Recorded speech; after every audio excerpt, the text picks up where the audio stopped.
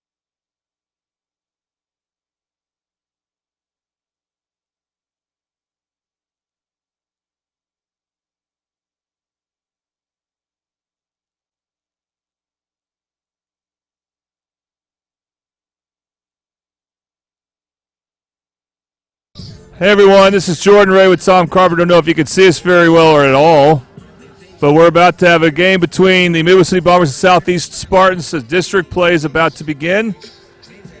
And Tom, Midwest City, whatever happened in the past for them this season, it doesn't matter. This is the start of the Yeah, this is week 0. We start districts now, and if we win in district, we go to the playoffs. That's all the goal is right now. Absolutely. So, as opponent Midwest City Southeast, they're 3-0. They played an easier schedule in Midwest City, but you can only play the schedule that's in front of you, and they've done well so far. So it's going to be an interesting challenge for the Bombers. Right. It's like 150 to 14 is what the score has been for the last 3 games for them. So they're not going to be just a pushover. I hope the Bombers are going to take them serious and play them hard. Coming up, we're going to show an interview I have with, along with the Midwest City Bomber football, Midwest City Bomber football, and the Oklahoma Network. Where sports is our middle name.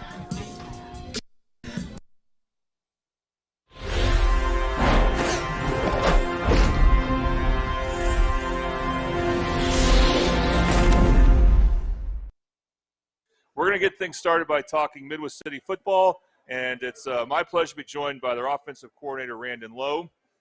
All right, Coach, so, of course, game didn't go as you hoped for Friday. What do you emphasize to your offense the last couple of days in practice to get them ready for their next opponent? We just got to do things better. I mean, don't ever want to take anything away from Dale City. They're a good football team, and the other 2 that we've lost to this year are good football teams. We've got to work on us. We've got to get better with what we want to do every single snap, every single day, and play the next play. And right now, through the first, preseason of a high school schedule, we haven't done a very good job of playing the next play. We're peaks and valleys. We'll go do things correctly and gash somebody and look really, really well, look good, and then the very next series, we'll go out there and step on our toe 3 times before we take a step. All right, let's talk about some of the names here. And, I think there's a lot to be optimistic about, especially when we get into district play. Let's start with probably the most consistent offensive player you had, Jaheim Mahmoud. And last year, he was kind of at one point maybe 4th string, and I think he was the year before behind some good running backs. But as he stayed healthy and some of them other running backs did not, he got more handoffs, and by the end of the season, I thought he was your best running back. And now he's just kept going with that momentum. And what makes him work? What makes him someone that's a workhorse too? You want to give him the ball a lot. Well, the thing is about this young man is we knew it was coming. It was just a matter of growing up. When he was a sophomore, he just wasn't ready. He probably still ran around and played tag at lunch. I don't know what he was doing, but he wasn't mature enough to play on at a consistent basis. And then last year, about midway through the season, it was one day in practice, you saw the light bulb come on. So then he got in, he started getting more carries, and you know, he's a special talent. So it was just it was a maturity deal, and he's not the first kid I ever coached, probably won't be the last. And it's some things that, you know, it's really hard for some parents to understand and fans is sometimes the maturity just isn't there, and it wasn't, and that's okay. It's coming late for this guy, and he's a good player and a great young man. And it's great to see him have this success. All right, quarterback. Obviously, you work very closely with Roman, and then you have his dad's on the staff. And I mean, I started hearing his name last spring. I assume you got a good look at him in freshman ball last year. What impressed you about him, and what's important for him to keep things going in a positive direction, especially after some tough losses? Well, Roman's had a pretty tough draw at it, and what I mean by that is, we played 4 football games now and 2 best defenses in 5A, and then a really good 6A. And this kid he was 14 years old until what, July? Well, I mean, we told him happy birthday in July. He turns 15 in July, and he's out there. And, early, especially early, he's starting to grow up a little bit, and it's slow, and it's a slow process for everyone, unless you're just, born with – I'm sure it wasn't slow for Peyton Manning or one of those guys, but you even see guys like Tom Brady, who wasn't Tom Brady at Michigan. He turned into Tom Brady at New England. And so Roman's in the middle of that process right now, and luckily he has these 2 guys on the outside at receiver that can help him settle down. And when we finally get going here, and it's coming quick, these 2 guys are going to be huge to keep the defense out of the box so we can throw the ball vertical. And unless they have 2 out there, they're in trouble. That'll help Shaheem a lot as well. Okay, offensive line, and the tough part there is you've had to use a different center each game, and I know that's not ideal, and that's just something you have to battle through. Does that take away any from practice in any way when you have to get a new center ready to go? Yeah. Yes, it does. Mm-hmm. But the young men we have in that room right now, they're all good kids. I mean, it would be, if any of your daughters are dating one of those guys, they have a good guy. They're all good kids. They get up, they go to work every day. It's not easy for them. Coach them pretty hard down there, and they've all taken it with a grain of salt, and they're getting better. And the reason we have, I guess, a musical chairs kind of deal going right now, and I think we're settling in about where we're going to be, is the definition of insanity is doing the same thing over and over and expecting different results. So we make moves, and we're going to find the 5 that are best for our football team. But that doesn't mean that the 6th, 7th, 8th, and 9th best one aren't going to play. They're just not going to go out there first. We know about the Jones twins on the line. Anyone else that's impressed you as far as the younger players that you're plugging in that are not as experienced? Fletcher's he's a really, really talented kid. He's kind of like Muhammad. Last year he just wasn't ready. Yeah. He maturity. He's probably playing freeze tag at lunch. I mean, same deal. Yep. And Fletcher's grown up a lot in the last 365 days to where now he's ready to play. And he's very athletic. He's tall and long, and he wants to be a good football player, and that's a lot of it too. Okay, so we're going to talk about wide receiver, but before we do that, you got a couple with you. So let's hear more about him. Who do we have with us here? Well, right here we have Bubba. That's his nickname. His name's Chance. Mm-hmm. And then we have Lincoln. Lincoln needs a haircut still. But from a year ago. Remember last year Lincoln needed a haircut? He still needs the same haircut. All right. Yeah, Lincoln, with that hair, does the helmet still fit okay? Oh, yes, sir. No. Yes, it's a lie. All right, just make sure, guys, your mic's a little closer to your mouth. But you guys, we're happy to have you on. Okay, Chance, I've been wondering about this. I'm glad you're here. Where did the nickname Bubba come from? It's just something I grew up with, for real, in the basketball community. That's Okay. just what they call me on the street, for real. Are you going to play basketball too? Yes, sir. Okay, can't wait to watch that. And you're a move-in. Yes, sir. And where do you come from? Millwood. Millwood. Okay. What led you to come to Midwest City area and go enroll in Midwest City High School? I felt like 3A and 2A was just too small. I just wanted more, bigger school, bigger opportunities, more exposure, so I can branch out and get better. All right, and you want some tougher competition, and you got it with Carl Albert and Dale City for sure. For sure. Okay, Lincoln, I've seen a lot of growth from you as a wide receiver this year, because the last year, you were backup quarterback, and then you started playing some towards the end of the season receiver. How would you say you've gotten better as a wideout?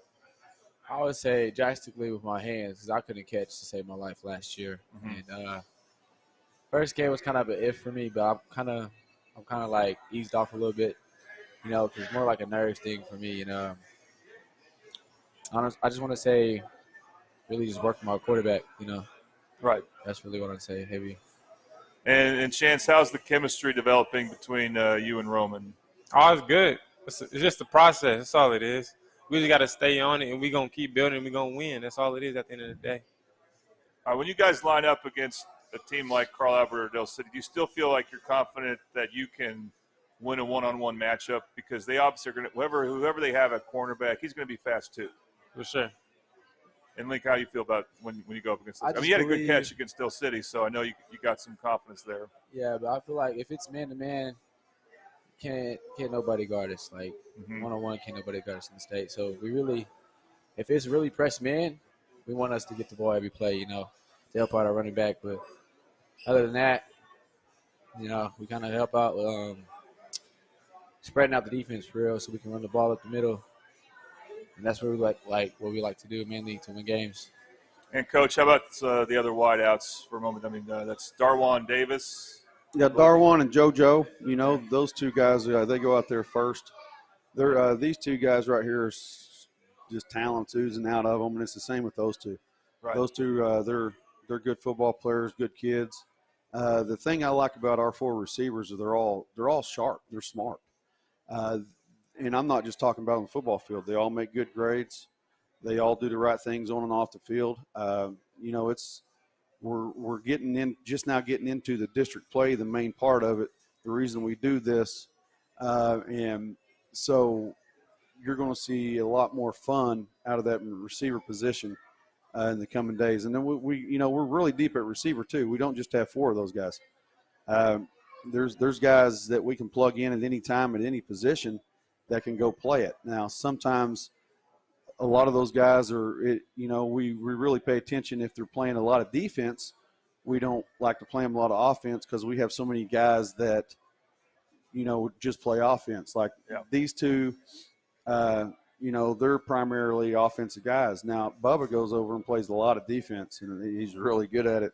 Link's scared to tackle people, so he don't get to do it so much. But Link's got another role with the team. That's crazy. I'd be cracking people in practice. Lincoln does more for the team. We'll get to that in a second. But no, our receiver room, they're good kids, and like I said, they're extremely just intelligent kids. They're smart. They always do the right things, and the sophomore quarterback's catching up with them. We played a really good football team last Friday night, so not many people saw our progress. But we saw the progress last week in practice. Yeah. And one night, hopefully this Friday night, and I think it will be, it's all going to come together, and we're going to be really, really exciting, and we're going to be a fun football team to watch. Okay, Bubba, we'll call you Chance or what? It don't matter. Okay. So you also play safety, as Coach Lowe referred to. How do you stay in shape? I mean, is that – has conditioning been an issue? Because I know it's really hot Friday as well, but you're playing both ways. I know you're probably on the field a lot. Nah, not as much. I know I practice a lot, but outside of practice, I like to just stay in shape, make sure I'm doing what I need to do, because I know I got a big responsibility on the team. I just want to do whatever I do to win, just help out the team. Okay. And then Lincoln, when did you get involved with being a punter? How did that come about? I think it was just one practice when they were just needing like people just to punt the ball. And one day I was like, "Coach, give me the ball," and I just punted it. And we also got Bubba here too that can punt the ball. Sometimes if I'm out, But Now, did you punt? Then you? I did. Okay, well, you were okay though. I guess was he just giving you a spell? Yeah. Your leg was getting sore. Yeah. Well, when I see you out there, Lincoln, I'm expecting you to kick left-footed because you throw left-handed, but it doesn't always work that way. So, but I think your punting's gotten pretty good. Your punts always seem to take a bounce towards the opponent, not back towards you. So, how do you feel like you've developed as a punter in the last few games? I don't even really practice as a punter for real. It's just, I guess it's just natural talent. Now, wow. Oh, come on. I'm a better punter than you were. So. No, not even in close. high school, it's not even close. All right, Coach, I haven't forgotten. This last one was like 40, okay. Dribbling, but last year you said don't compliment Lincoln too much. Is that still true? Yeah, absolutely. It's Okay. worse. It's worse now because now he has stats. Yeah, he's getting some stats going his way. But you say you don't practice punting much. Is there a possibility at some point that they may have a fake featuring you because most punters don't run as well as you do? If we do have a fake, it'll probably be or throw. You can throw it as a punter too. I don't think we'll ever get to that point in the season, but I think we could fake it with like Kewan or Ross or somebody. But it'll probably be better with them than me. Okay, and that's just hypothetical, of Yes, course. All right, Chance.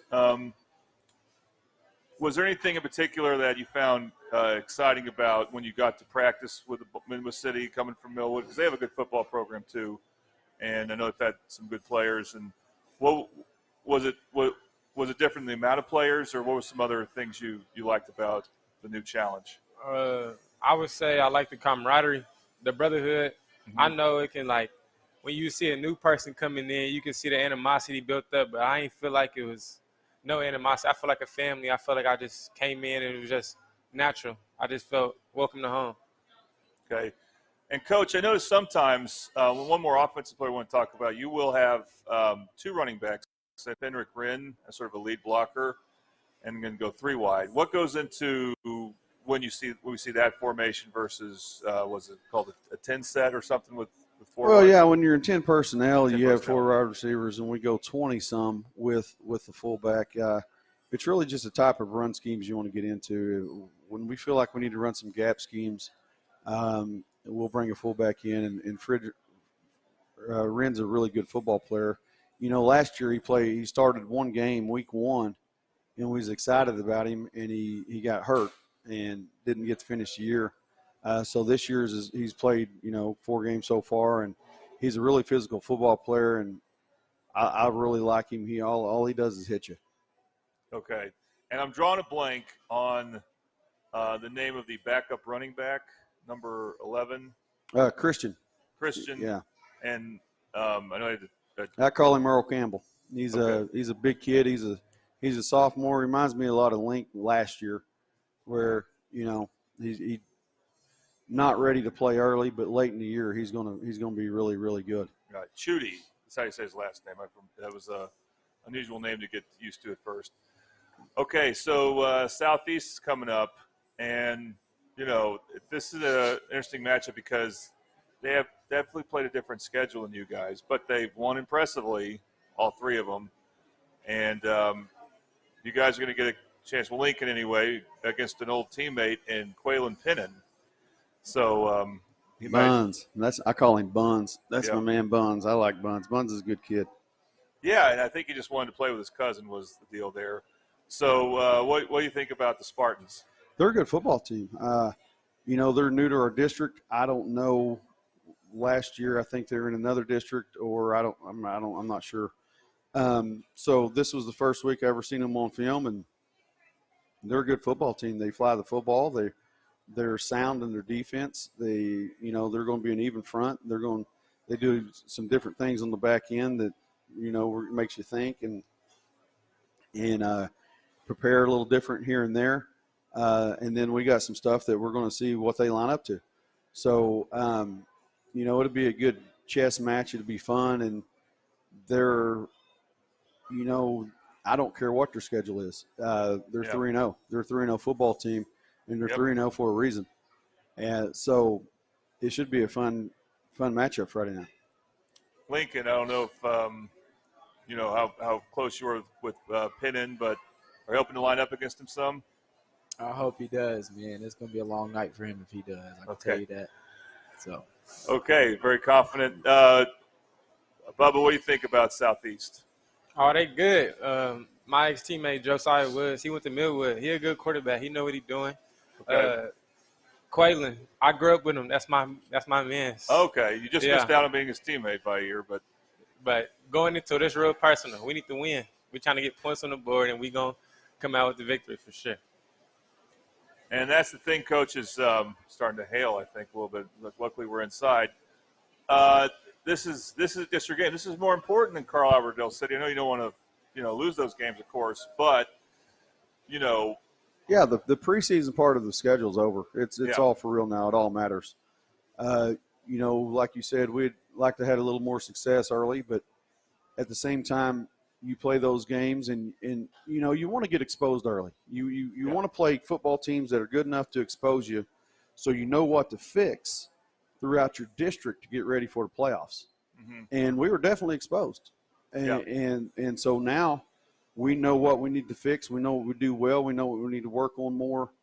I was coached by a good high school football coach, and that was always his train of thought is play the best teams you can find early so you get exposed. Now you know what to fix, so you'll have it fixed by week 11.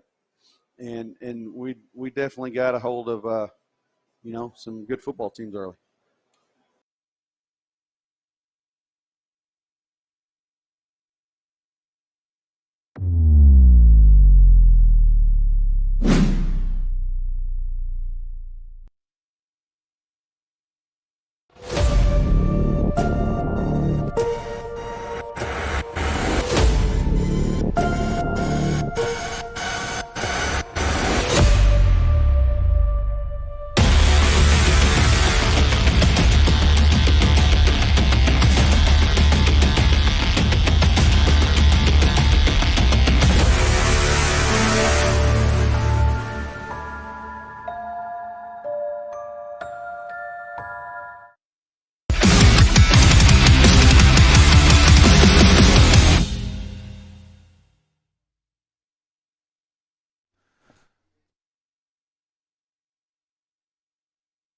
It's looking better now that the sun's.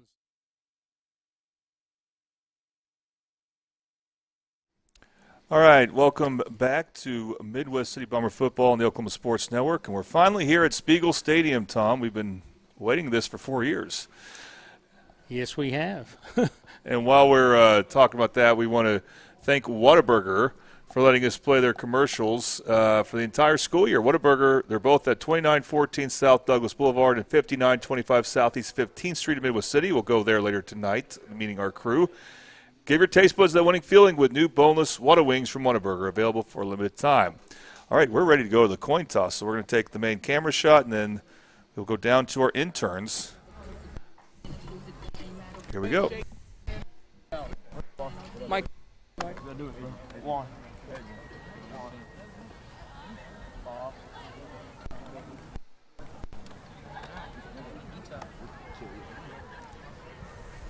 Okay, guys, your number one. Please take.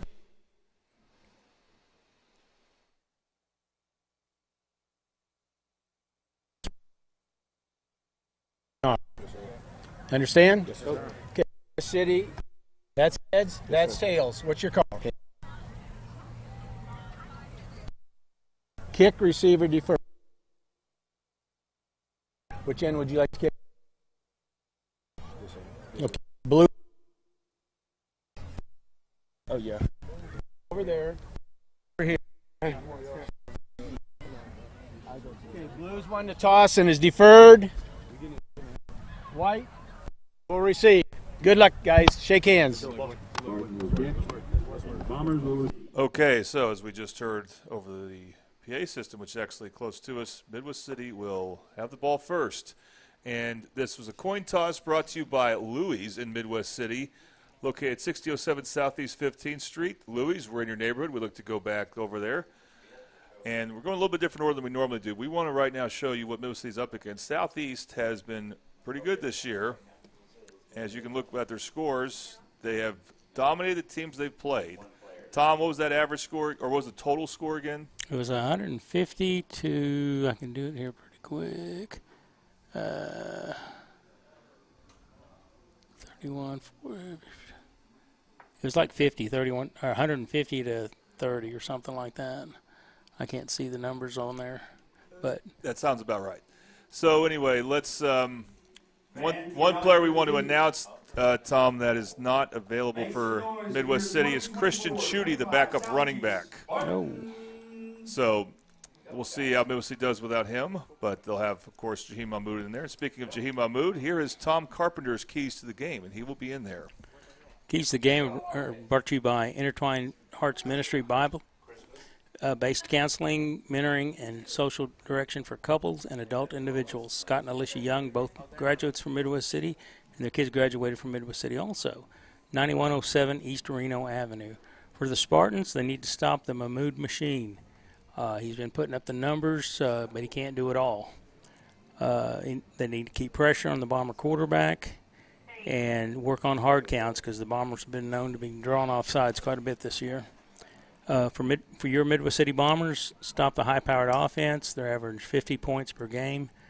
Control the line of scrimmage, and make turnovers happen. We gotta do something to get the ball in our hands so we can score. All right, again, Tom, thank you, and that was brought to you by Intertwined Hearts Ministry. Let's bring you the starting lineups real quick because there are changes in the starting lineups for both teams. And on offense for Midwest City, Roman Manella is at quarterback. And we have running back, of course, Jaheim Mahmoud. We're going to go and list fullback, when we know his brother well, Fenric Rinn. And the receivers for Midwest City are Chance Bubba Davis, Josiah Johnson, Lincoln King. Here's where it gets interesting. The offensive line, Jakari Fletcher will start at left tackle in place of DeMonte Jones. DeMonte Jones will start at left guard for Ari Johnson. DeMonte and Demarion's younger brother, Dadrian Jones, will start for Demarion Jones at center. At right guard, Daquan Washington will start for DeAndre Buckner. And then Demarion Jones will start for Samaje Malone. You get all that, Tom? Yes. Okay, good. On the defensive side, Jay-Sean Grisby will start at defensive end for DeMonte Jones. The nose guard, Demarion Jones, the defensive tackle. Ross Jones, the spinner. Aiden Brown, the Viper. Kewan Landrum, the Mike linebacker. Hayden Parent, the weak side linebacker. Brandon Dixon, the cornerback. Chance Bubba Davis, strong safety. Devin Walker will start at free safety. And Josiah Johnson will move to cornerback. That's the other interesting change for Midwest City. And the coaches for Mill Hall, of course, the head coach, Tyler Kay, the defensive coordinator, Randon Lowe, the offensive coordinator, John Mitchell, the recruiting coordinator, defensive line coach, Philip Wall, the JV coach, Moran Wagner, the high school freshman coach, James Price, the head ninth grade coach, Dominic Barnes-Karn, the cornerbacks coach, special teams coach, Bud Shovnick, the strength and conditioning coach, Robert Walker, the offensive line coach, Stony Burke, whose name we got correct now, Stony Burt. I'm saying it wrong, though, but now I got it right. The other offensive line coach, Malcolm Mack, the safeties coach, Jamil Owens, wide receivers coach, David Mustin, the running backs coach, J.R. Moore, the running backs coach for the freshmen. Okay, we want to thank Stony Burt's family for tuning in and correcting us about the spelling. Now I got Stony Burke in my head, though, from making that change. And the kickoff, let's get started here. The kickoff brought to you by AAA Copy. For all your printing needs, located at 709 South Air Depot in Midwest City. Here is the AAA kickoff. It's a good Nice kick. kick. Boy, that was a heck of a kick. It's a touchback. And Midwest will start on offense. If you see number 5 for Southeast, Tom, remember him from last year? That's Quaylen Pinnan. He played for Midwest City. He's now on the Spartans. He wanted to play with his cousin on the team. Yeah, So you can understand that. Well, yeah, we could have used him, but We could have used him, but, respect the decision to make family a priority in that way. Roman Manella with 1 in the backfield. That, of course, is Mahmoud. And we got a flag. Tom, a new offensive. I didn't see any movement. It was on the receiver. I'm at a loss. So it'll be 1st and 15 now at the 15-yard line. Wasn't in the interior, so it must have been one of those receivers. Boy, these mistakes are not totally shaken off yet. Manila handoff Mahmoud, and Mahmoud will get to about the original line of scrimmage. Several Southeast Spartans are there.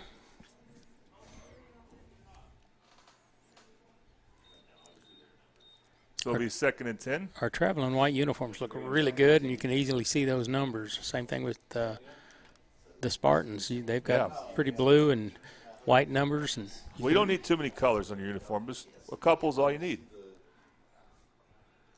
Or 3 can work. Manila throws in the flat. Do it low. Pass caught by Josiah Nope. Johnson. He He's hit dropped by it. his former teammate Quaylen Pinnon, and that forced an incomplete pass. It will be 3rd and 10. Incomplete pass broken up by number 5, Quaylen Pinnon. So, Tom, we'll see if this is an early test for Roman Manila here on 3rd and 10. Can he throw the ball downfield? Movement, could this be on Southeast? I think they got them to jump that time. They'll get our 5 back. They make it 3rd and 5. 3rd manageable, that's for sure. Does that bring the running game back into option? Will you allow? Oh, absolutely. Mahmoud here. Got Okay. Mahmoud. He's one to the left for Manila as far as receivers go, 3 to the right, or as they call it, trips to the right. Of course, he's looking away from our camera as Mill City is the road team. Line gets back down. And Manila will pass. And just a bad pass right in front of him was Mahmoud. Mahmoud may have done something with that pass. And that reminds me of the fumble that Midwest City had. right, but that was backwards. Yeah, except that was not as bad. By the way, got our crowd mic going now. Thank our intern Maya Hodge for that. But now Middle City goes 3 now in their first possession.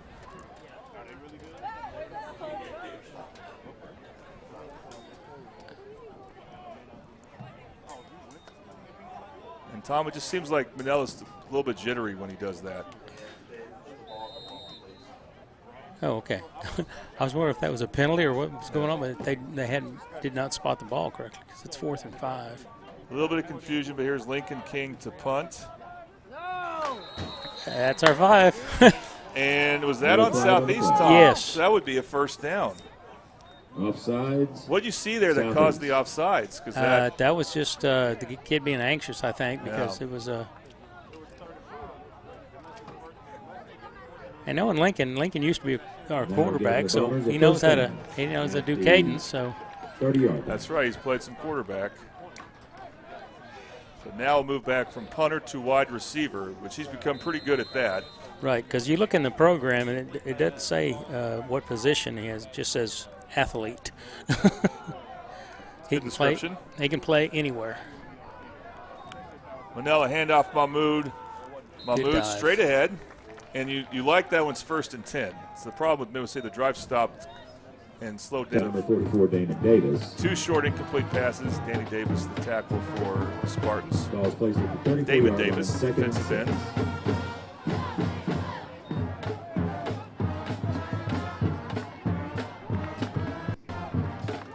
2nd down for Manila. Back to the bread and butter. That's Mahmoud. Mahmoud with the first down. Lay some wood on that safety. That was being Took a host of Spartans to bring him down. Hansby, but eventually they made the tackle, and it's a first down for Middle City. By the way, this is a Buffalo Wild Wings first quarter. Buffalo Wild Wings, located 5500 Tinker Diagonal in Dale City. First down. They offer buy one, get one deals every Tuesday and Thursday. We love Buffalo Wild Wings.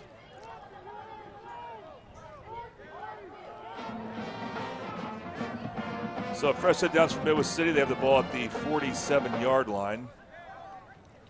They'll go back up the middle. It's Mahmoud again. He gets past midfield. It's about 7, maybe 6. That's a problem. Dang it. Tackle made by number 14, Bonilla. Acknowledge there may be some streaming issues right now. We will try to fix that when we can here. But we got 2nd and 5.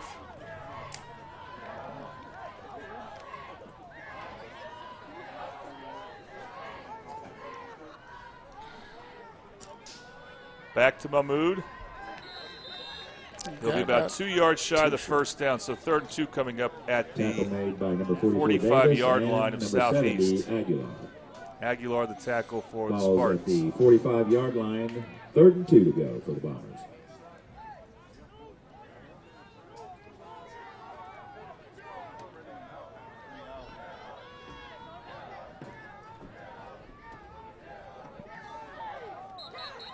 Flags down on 3rd and 2. This could be on the Bombers. I think that was us. Yep, false start. False start against Midwest City Bombers. Well, there have been 2 penalties both ways. Well, the last one really hurt them, but yeah, they both did. The first one looked like it was going to hurt us, setting up a punt. We'll see how this one. it's still 3rd and long. It's 3rd and 7. We can get this. Yeah, they may go for it. They can get close enough. It's been all Jaheim Mahmoud, other than a couple of incomplete passes. So they're going to go back to him. And he's got a good hole there, Tom. He got the first down. And yes, where they spot it will be a first down as he gets to the 41-yard line. That's an 8th play that wasn't I don't count penalty plays, but that's an 8th play of this drive so far, and it's looking pretty good. Southeast. Southeast will call a timeout. We'll take a quick break. You're watching Mississippi Bomber football on the Oklahoma Sports Network.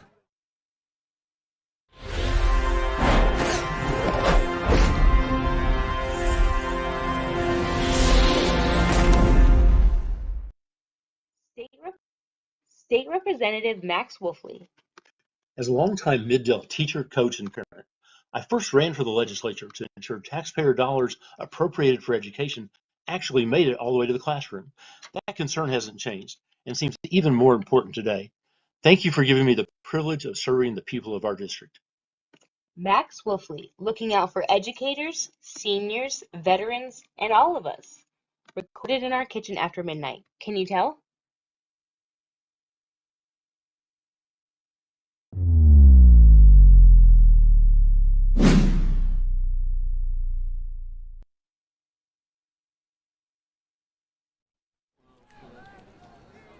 Welcome back to Mississippi Bomber football on the Oklahoma Sports Network.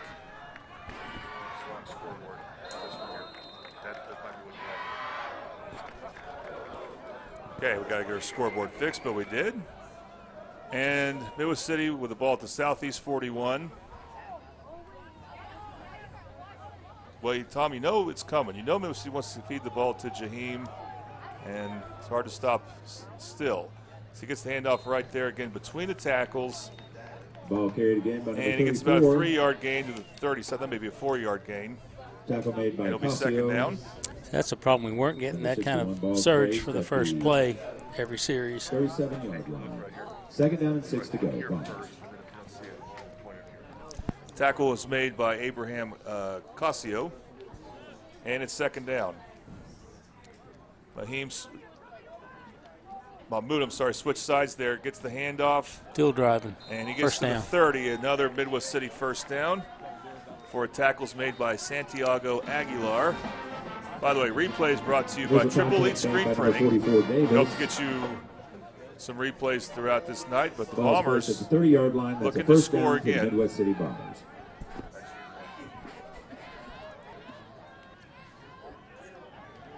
He's gone. Mahmoud gets the handoff left side. He scores. Touchdown, Midwest City. No laundry on the yard. Looks good.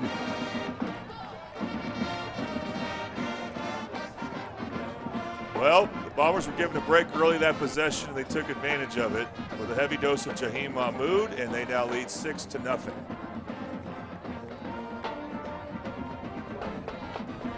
Ruben Trejo comes on to attempt the extra point.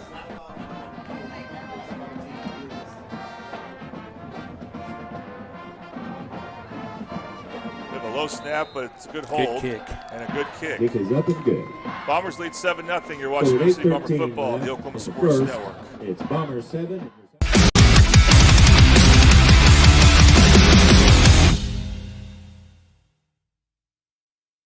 Whataburger's Buffalo Ranch Chicken Strip Sandwich is back. Chicken strips. Chicken strips. Chicken strips. Ranch. Ranch. Buffalo. Buffalo. Monterey Jack cheese bun. The Whataburger Buffalo Ranch Chicken Strip Sandwich. A beautiful masterpiece.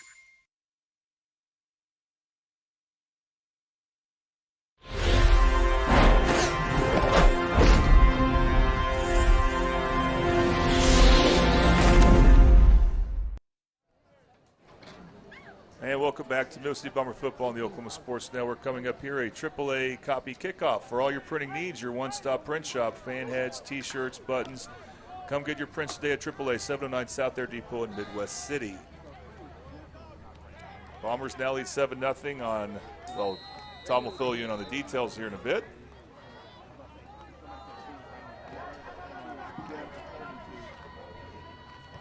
And here is Trejo's first kickoff of the night. And it's fair caught. Tom? Drive summary is brought to you by Madison's Country Cooking, located at 4747 Southeast 29th Street in Del City, open from 7 a.m. to 9 p.m., Tuesdays through Saturdays. That was a 12-play, 80-yard drive, capped off by a 23-yard run by Mahmoud. Extra point was good, and the Bombers lead 7-0. Oh, Tom, we went to Madison's today, me and the crew, and I loved it because they gave us a discount. And they loved it too. We had a fun time. Well, my wife and I are either Friday or Saturday or Sunday we're going. Oh, I might go there on tomorrow as well. Let me know. Josiah Woods, the quarterback for Southeast. And he operate out of the shotgun. Puts a man in motion. Looks to escape the pocket, and he's brought down by Brody Maddox. I don't know if it's a sack, maybe a no gain. Maybe gave it a yard. Or where they're spotting Landon was also there on the play. Good stop. Both lines are looking good so far. Gain one brings up second and I'm going to be interested to see, Tom, the offensive line, and that was a good drive for him because, again, you got 5 guys playing 5 positions they were not playing the week before. And really only Demarion Jones on the right tackle is back to his normal position.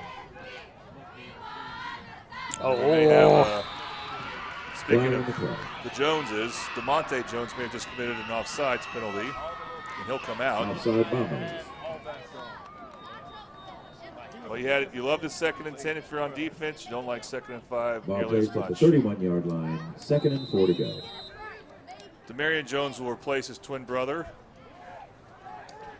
And it will be 2nd down for the Spartans. They got a bunch formation with 3 to the right. Wood will keep it. There's Ross Jones. I might have got forcing a stop. Ball carried by number 12, Woods. Gain of 1 on the play. I'll set up 3rd down in about 4. Call it 3rd and 3. They need to get to their own 35-yard line. So they have a 32, so there's a 3. Chance for Midwest City to get a 3 and out here. Another player had to come out because his knees were showing. I got the Twins in, and they're lined up right by each other for this 3rd down play on the left side of the defensive line. And we're stunting right there. We got on hammered. On the pass, some contact. Yep. Pass was intended for number 13, Monte, hope I pronounce this right, McClugridge. Pass sailed above his head, incomplete. It'll be 4th down, and Southeast will punt. Quarterback Woods got hammered. I believe the punter for Southeast is Jose Romero. Yep. Good kicker. Lincoln King, I know, will be one of the guys back from Midwest City. Oh, high snap. Still a great punt. A lot of hang times. Look for Lincoln King to fair catch it. No, he's going to return it. He's got some room on the right side. One of the first punt returns we've seen. Actually, I apologize. That's Felix Fuentes, not Lincoln King. I just saw the 2 there. And so it'll be Midwest City football now. Timothy Rojas escort him out of bounds for the Spartans. So Bombers now with a chance to go up by 2 scores. They will start this drive in Southeast territory at the Spartan 48-yard line. And Tom, do you do anything different as far as Mr. Mahmoud? I'm throwing a pass. I'm faking him throwing a pass the first play because they're going to wear him out if they keep doing the same thing. I don't know if he wears out, though. Unfortunately, their backup running back, who they like, Christian Schutte, is not available in this game. Josiah Johnson's listed as the backup running back. JoJo can go, I was about to say. He'll be a change of pace for sure. Not as big, but Boise quick. Mahmoud, though, gets another handoff, gets to the 42-yard line. Ball's placed at the 42-yard. The thing I noticed about Southeast, they have a lot of guys going both ways. Yeah, number 34 is the name we're hearing for Southeast. That's Daquan Jenkins. He's not on our 2 deep, but he made the tackle there. Handoff again to Mahmoud. And he will get a Bomber first down near the 35-yard line. Davis with a tackle for Southeast. Ball's placed at the 36 yards. That's Damon Davis. First and 10. I hope I'm pronouncing it right. Fresh set of downs for the Bombers.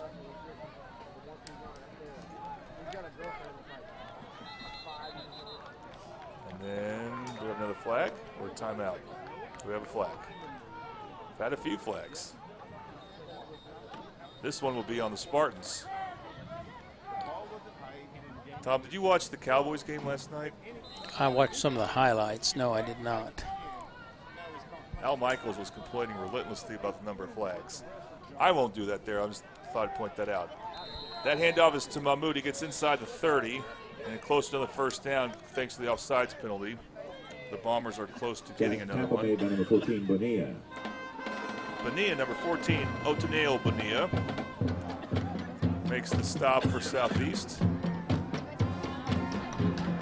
And it will be second and short, about 2 yards here, so good down and distance for the Bombers. Here's Jaheim again, and the forward progress, him just pushing his way forward to the 25. That should be enough for a Bomber first down, and it is. Tackle made by Hernan Terrazas with the tackle. Number 61, Casio. Casio as well for Southeast. Demarion Jones had a good block on that, too. He pushed his guy about 7 feet down the road. Well, the interesting thing about that is, well, I should say, actually, it's DeMonte moves to the left side at guard. Handoff. Again, it's Mahmoud. It's close to the 20 before, again, Hernan Terrazas with the tackle. Bombers have trips to the left, so it's interesting, Tom, how they have 4 wideouts, but, you know, they're kind of right now decoys just to spread out that defense. I mean, we've got them covered. That's the important part. Yep. Handoff Mahmoud. That's the best defensive play for Southeast. Tackle made by number 5. That's Quaylen Pennon. Again, he has to be pumped up for this game, so I'm not surprised he's made a couple of big plays on defense already. That's the first time the Bombers have lost yardage on a run play. 3rd and 7 to go. I'll make it 3rd and 7. This is definitely 2-down territory, so Milsey does not necessarily need to throw it. But if they're going to run it, they better get a solid gain. Manel's only attempted 2 passes. They were both short and both incomplete. He's going to pass again. Looks down the left sideline. It's open. It's pass has his interference. man, and it's incomplete. Oh. Pretty spiral. Probably a pretty good no call, but looked like it was close to pass interference to me. Trying to make sure I get the number right. I think that was Chance Bubba Davis, who was the intended receiver. And that defensive play by Quaylen Pennon sets up a 4th and 7. And that may be what all Southeast needs to stop this drive here.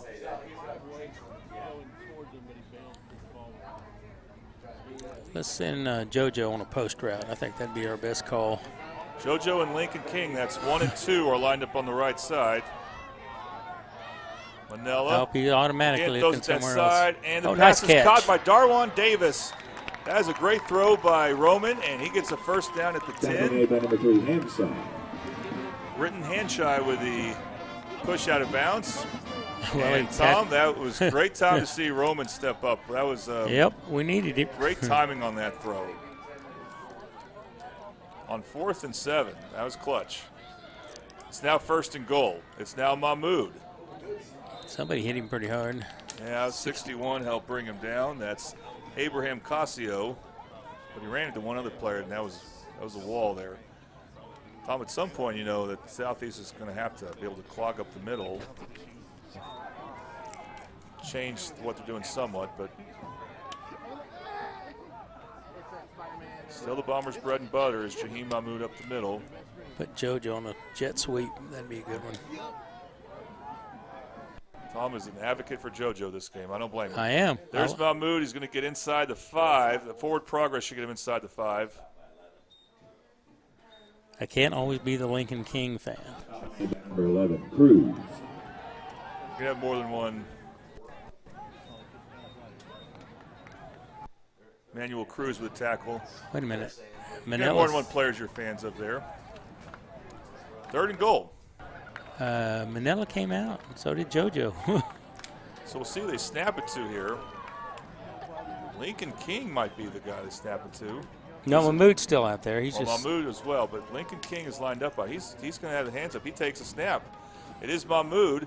Mahmoud falls near the goal line. That's going to set up 4th and goal at the 1. Stop made by So this Zero is something we haven't Rojas. seen yet. Rojas with the tackle as well as Montre McClugic. It's just a tough name for me there. No doubt Mill City will go Ball's for it. placed at the 1 yard line. Also Timothy Rojas. Timeout Southeast. Timeout Southeast. On this 4th and goal, Southeast will call a timeout. We'll Want to learn take more another about quick student break. You're athletes watching and Mill teams City Bomber Football on the participating Oklahoma in Sports today's Network. game. Pick up our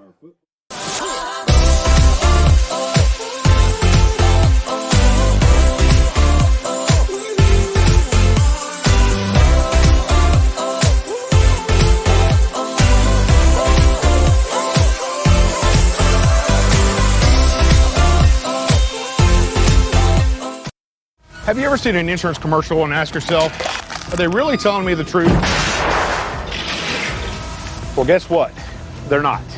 Somebody runs a red light and you think all of a sudden their insurance company's going to be all neighborly about it? Insurance companies aren't in the business of saving you money. They're in the business of keeping your money. So remember, save our number in your phone so when tragedy strikes.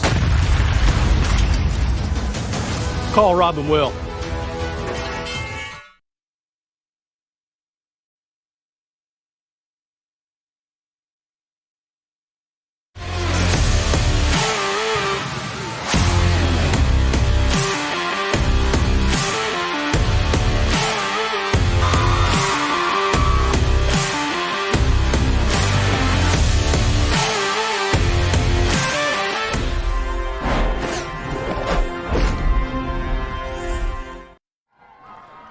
Welcome back to Mill City Bomber Football on the Oklahoma Sports Network. 4th and goal here.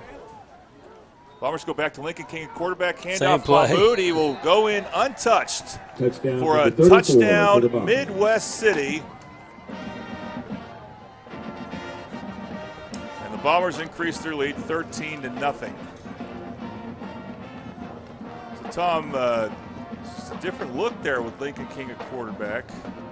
At some point, you figure he's going to keep the ball, but not yet, as you think. all the attention for Southeast has to go to Jaheim Mahmoud, but it didn't matter. The offensive line did their job, and the Bombers go up by 2 scores.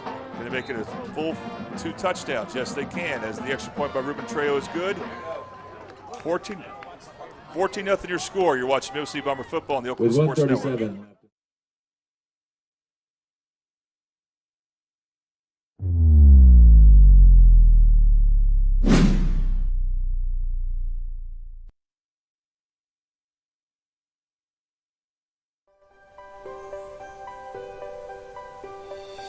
If you've lived in Oklahoma long enough, you'll know that we get extreme weather. With that extreme weather comes hail damage to your roof and an insurance claim. When that happens, there's not a better company to deal with on your insurance claim than Cantrell Roofing and Construction. Since 1987, Cantrell Roofing and Construction has proven to be the best in the business, and always remember, got hail? Call Cantrell. Call them at 405-642-8558. And welcome back to Mill City Bomber Football on the Oklahoma Sports Network. And here's another AAA copy kickoff by Ruben Trejo. This one's going to be caught and returned and getting close to Received by the number 40. 5, That's Quaylen Pennon who made the return there. Tom? That was a 12-play and 48-yard drive.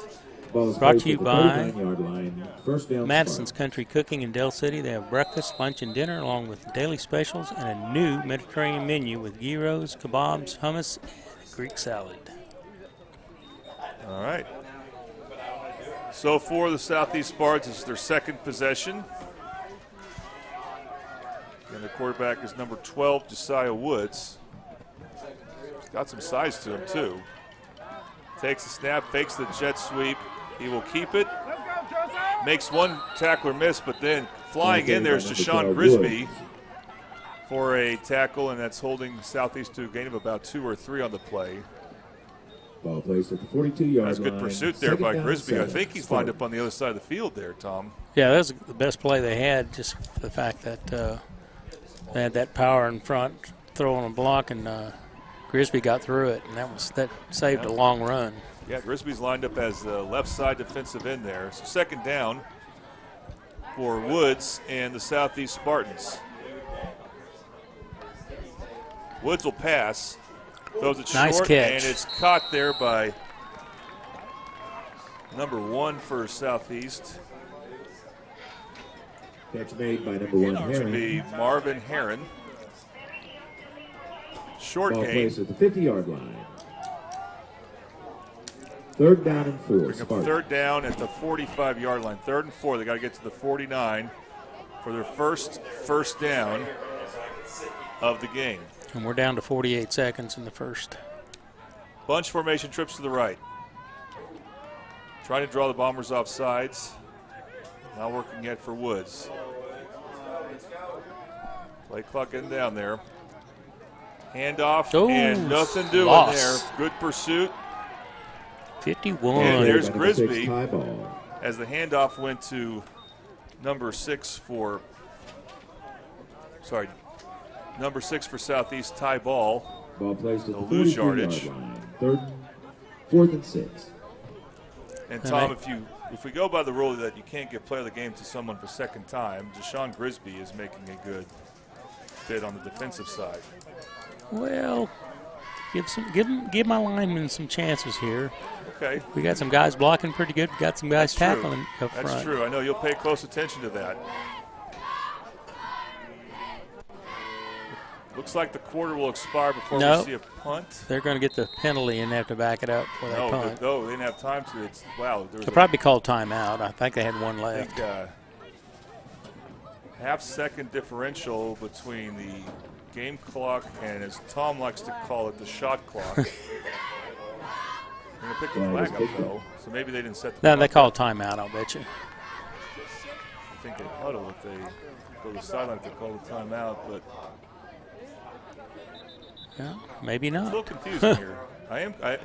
It's not so simple right now. What they got 0.5 of a second left. If they didn't call timeout, it's a 5-yard penalty.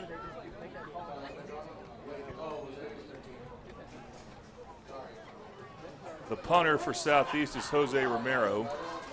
A fine kicker, by the way. I'm impressed so far with his kicks.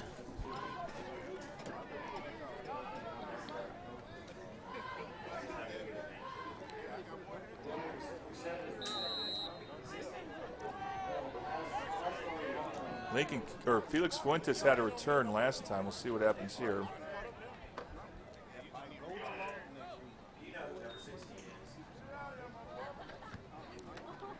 High end over end kick. Again, it's going to be returned for a gain of about 5 there. Lincoln's trying to make it work, but he's king with the return. At least he caught it cleanly. That right. That was a little scary there.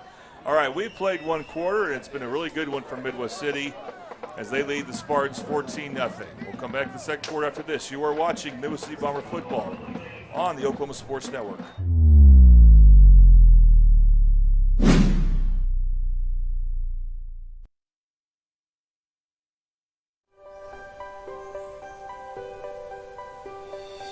If you've lived in Oklahoma long enough, you'll know that we get extreme weather. With that extreme weather comes hail damage to your roof and an insurance claim. When that happens, there's not a better company to deal with on your insurance claim than Cantrell Roofing and Construction. Since 1987, Cantrell Roofing and Construction has proven to be the best in the business, and always remember, got hail? Call Cantrell. Call them at 405-642-8558.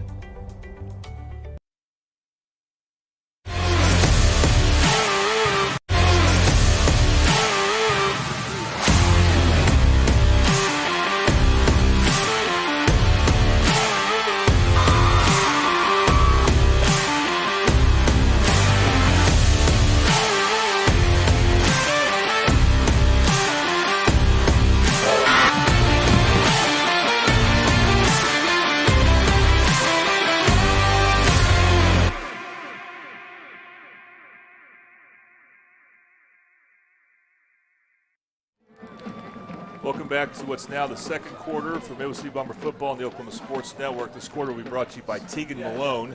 Tegan Malone's a proud product of Middale Schools. She's also a former Middale school teacher, a mom, and now runs a small business right here in Midwest City. She's running for State House District 95 to be a champion for our public schools to increase access to health care and to put the people of Middale first. So vote Tegan Malone for House District 95 on Tuesday, November 5th.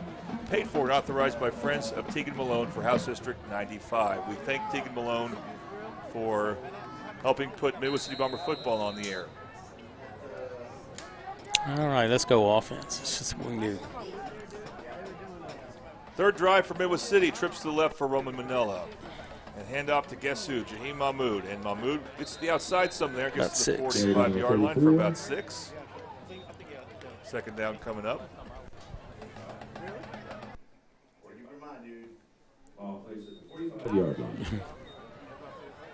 45-yard line. Going to call it 2nd and 3. By the way, that was Santiago Aguilar, the nose tackle. One of the Spartans to bring Mahmoud down, but not before he had a really good first down run. Manella handoff again. They can't get Mahmoud in the backfield, and he's going to get a first down. And he's still going. They take several Spartans to bring him down. One of them was Aguilar again. Ball carried by number 34. But you don't want your nose tackle tackling him that far down the field. You're southeast.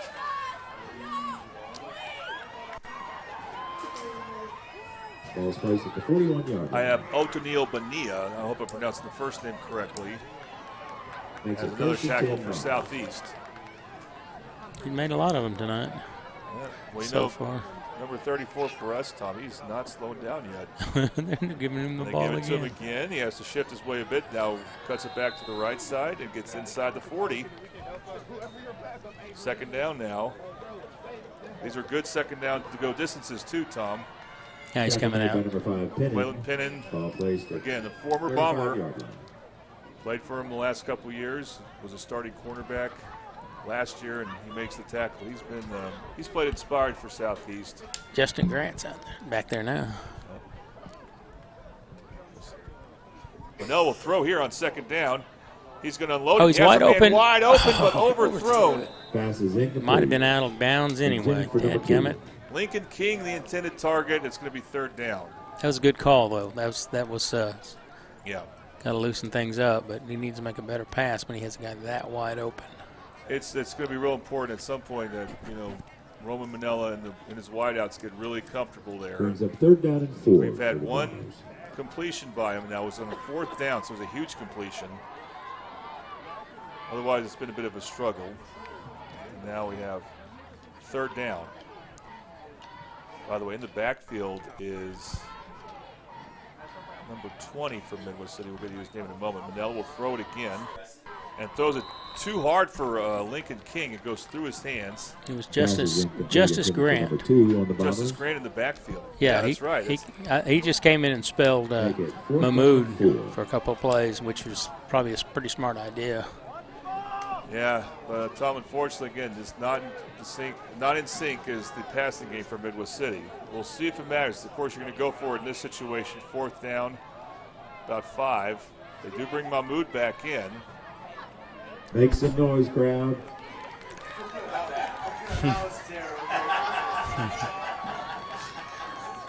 Mahmoud shifts to his left. He will get the handoff on 4th down, and he's still going. He's and close. Look at that, Tom. Look at that effort. He is going to be I close. think it's going to be short. I think his knees hit the ground when he had the ball just shy of the first down marker. Braden Brown and Montre McClutch. Tough one for me. McClugrich helps stop Mahmoud and turnover on downs. And Tom, that's where the incomplete passes stopped the Midwest City third drive there.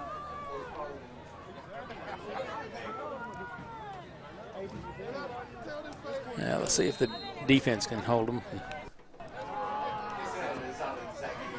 So far, Southeast on offense has only had one play of around 5 yards or more, so Palmer defense has been up to the challenge so far.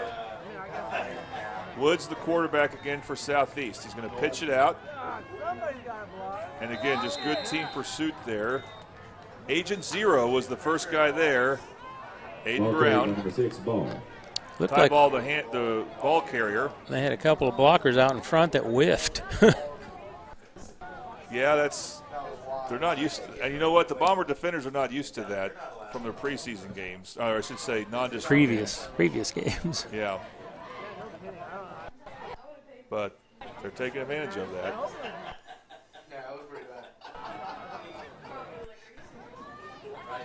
So now it's second about 10. Woods throws Pressure. it to the flat, and that pass is incomplete. Good pressure.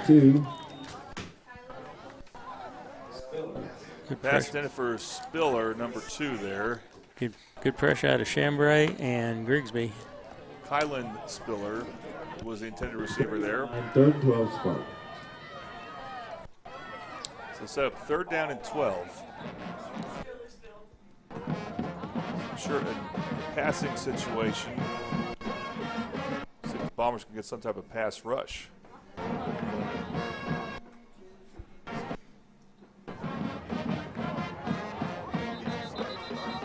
Got a flag. Could this be delay a game? Not yet. Hadn't gone down until just now. The clock hadn't gone down. So just a type of procedure penalty on the Spartans.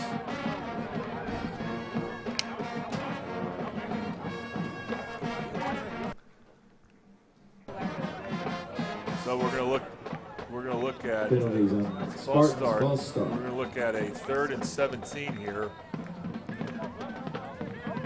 Simple math. Southeast on the ball to their own 25-yard line. They have to get to their 42 for a first down.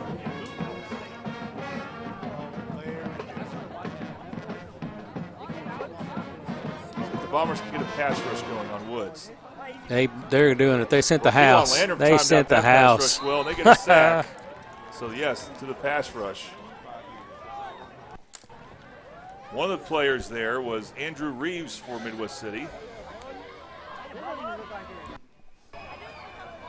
So he'll be one of the guys that got a sack as well as Hayden Parents. They may each get half a sack here, and it's going to be a 4th and way long. And once again, Southeast will have to punt. They have not gotten a first down yet.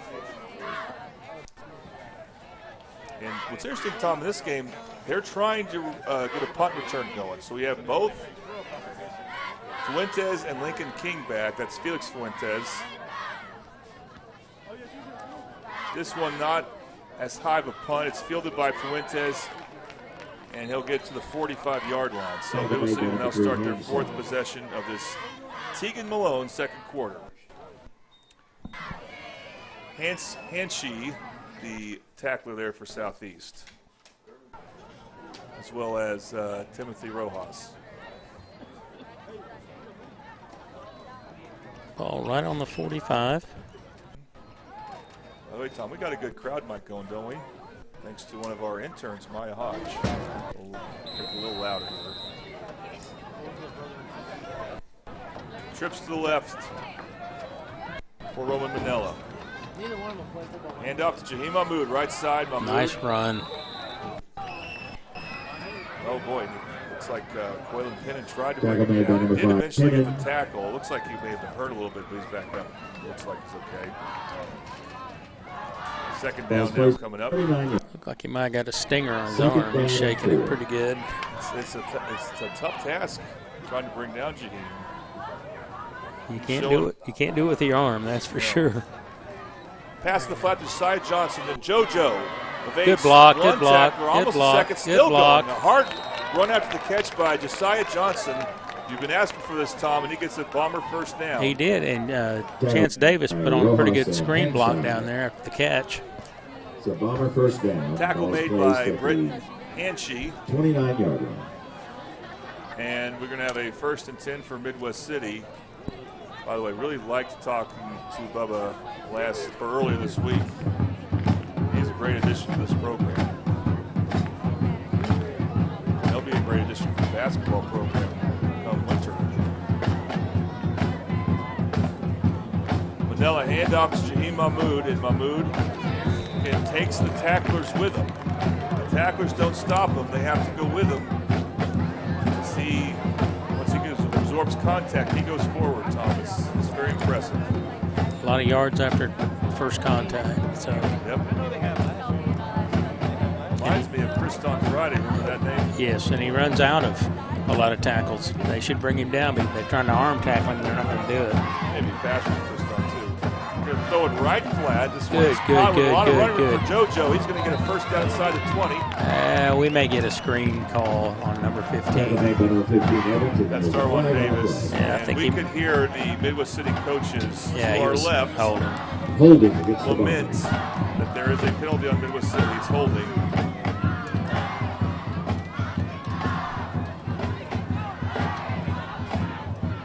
Boy, this is one of the unique situations here at Spiegel Stadium. We're a lot closer to the Midwest City coaches than we normally are.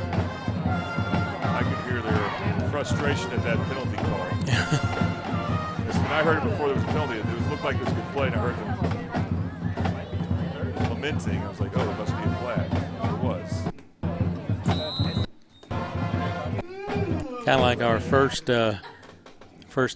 broadcast in Bentonville, Arkansas years ago. The coaches were right next to us, and they were not quiet, and they were not happy. Well, the Bombers traditionally, that first game, they got to get out some cobwebs.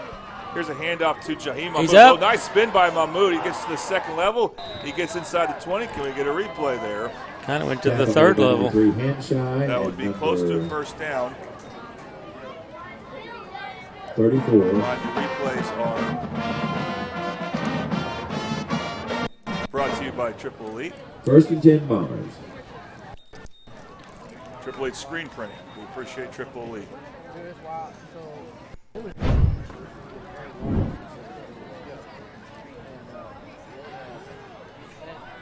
Okay, so it'll be 1st and 10. Oh, by the way, I feel bad I forgot to mention that our Red Zone sponsor, we're going to mention them here, is Sovereign Bank. More on Sovereign Bank here in a moment.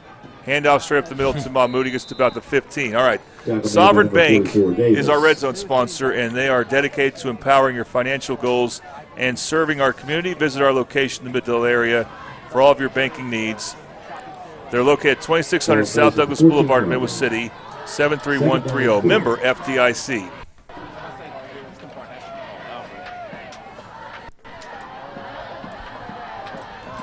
Again on second down, it's Mahmoud. He's going to get inside the 10. Is he going to get in? He's in. He does get in. What a strong run for Jaheim Mahmoud. But there is a flag. Well, it's a strong run no matter what, whether it counts or not. It looks like it will not count. Well, let's see. It's not often on a running play like that you'll see a penalty on the defense. But like Tom said, we'll see. JoJo is the one from Midwest City trying to. Yeah. He's holding up his hands a little bit exasperated at. Well. Maybe a holding then on the Bombers. I don't know. The Spartans are still standing around the goal line like they're getting ready for the extra point. Oh, it's a face mask. Never mind. There you go. Goal is a face mask penalty on the Spartans. So that should be a declined penalty and a touchdown for Midwest City. Well, couldn't get the enthusiasm there that I wanted because of the flag. I should have realized that when Jaheim's being that physical, the Spartans may have no choice but Grab his face mask somehow. Here's Ruben Trejo to kick the extra point. Little hesitation, but and it's no good. Kick is no good. With 5:37 So it's now 20-0. Midwest City leads the Spartans. You're watching Midwest City Bomber football on the Oklahoma Sports Network.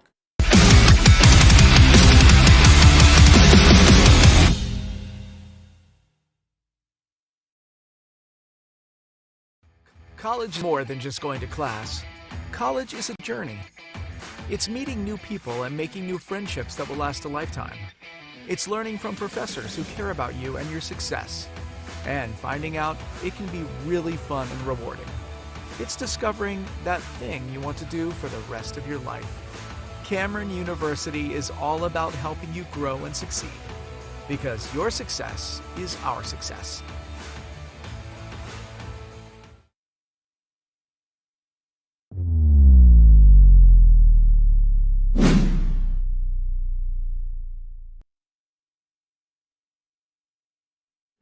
Welcome back to Midwest City Bomber football on the Oklahoma Sports Network, and here is yet another AAA copy kickoff for all your printing needs. Your one-stop print shop, fan heads, T-shirts, buttons. Come get your prints today. AAA, 709 South Air Depot in Midwest City. All right, Ruben Trejo needs a good kickoff here because not a great extra point attempt. So we'll see if he can redeem himself a bit. He tries to angle these kicks. And then the motion of penalty against Southeast, Tom. Oh, they're going to assess the face mask penalty. And they're going to move this all the way to the Southeast 45. Now at this point, Tom, I do an onside kick. Exactly. I would do an onside kick 1,000%. You're not going to get this type of gift every now and then, or very often. After watching the first few weeks of the NFL, I don't know what they're doing on kickoffs, but I hope that doesn't trickle down to college and high school. Yeah, there's still that's going to be modified somewhat at least. Normally, though, we see Coach Hall in this situation. He'll go ahead and try to kick it deep. Nope. And that's what they try to do here. The ball will get inside the 10 to the 5. Southeast will return it, and they're going to get out of that hole. That's hole, for sure. That big group of players were there. Back to the 28. And get a solid return, but good return. Ball carried by number 2, Go ahead, Tom. All right. Drive summary brought to you by Madison's Country Cooking in Del City. Kids 12 and under eat free. Look them up on Facebook and Google. That was a 6-play, 45-yard drive capped by a 15-yard Mahmoud run, and Trejo missed the kick, and it's 20-0 Bombers. 20-0 in a defense that shows no signs of letting up. They're like a hungry group. Yeah, I mean,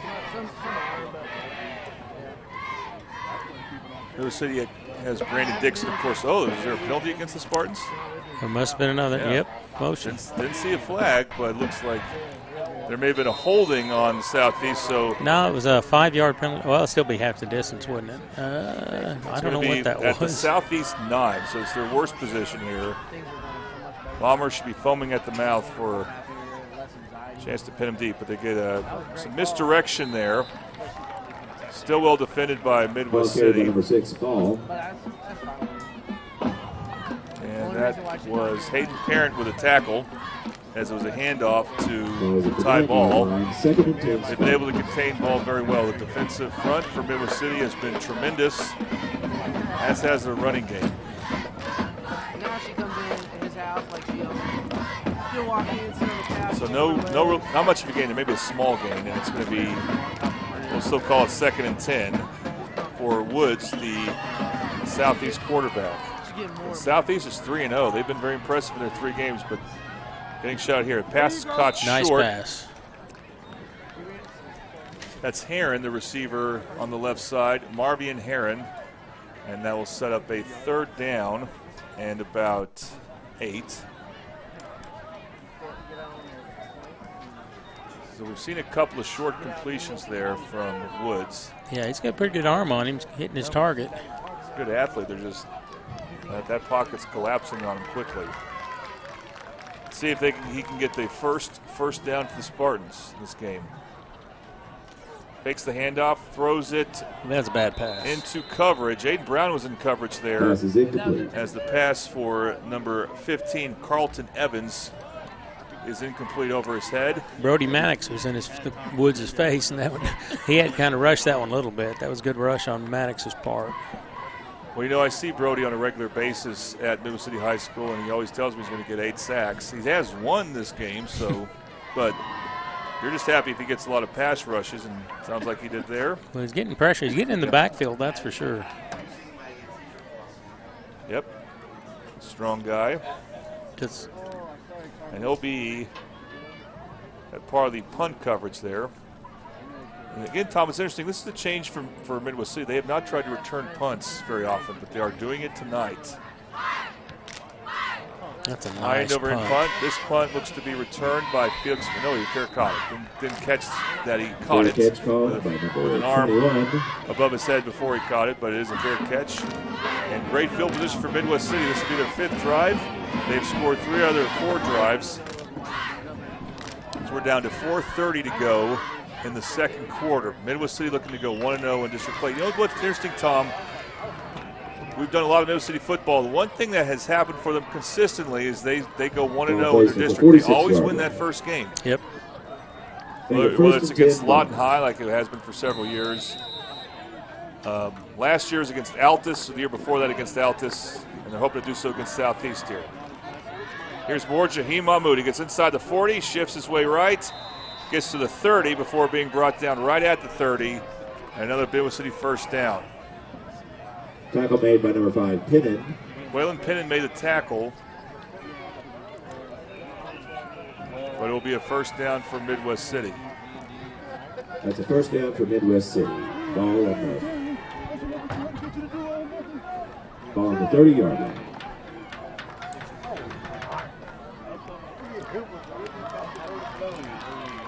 First and 10 now for Manel. He's going to throw here. Looks to the Oh, left he side. launched it, Has launched a it. man Did he diving catch it? for it, and it is caught. He Let's caught see it. that again if we can. He fell hard there. I think that's Bubba. Yeah, Bubba fell hard. Get him off the field, Coach. He's hurt. Well, he can just fall down. I think he just got the wind. No, he may be favoring a leg. It looked like he might have got the wind knocked out of him.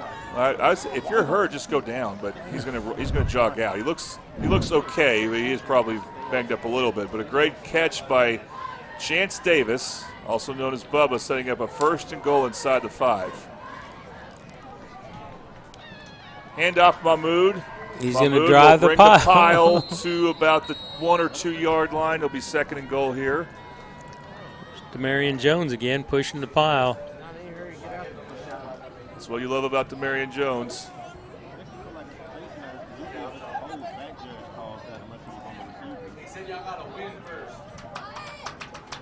Second and goal. Bombers are going to take their time here. They're going to run some clock. I say that, though. The clock is stopped for right now. 3:36 to go.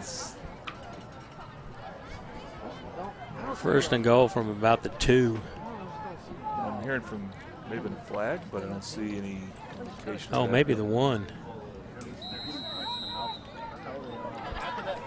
Maybe a face mask penalty on Southeast. That's why the clock stopped, and they'll only move it up from the 2 to the 1.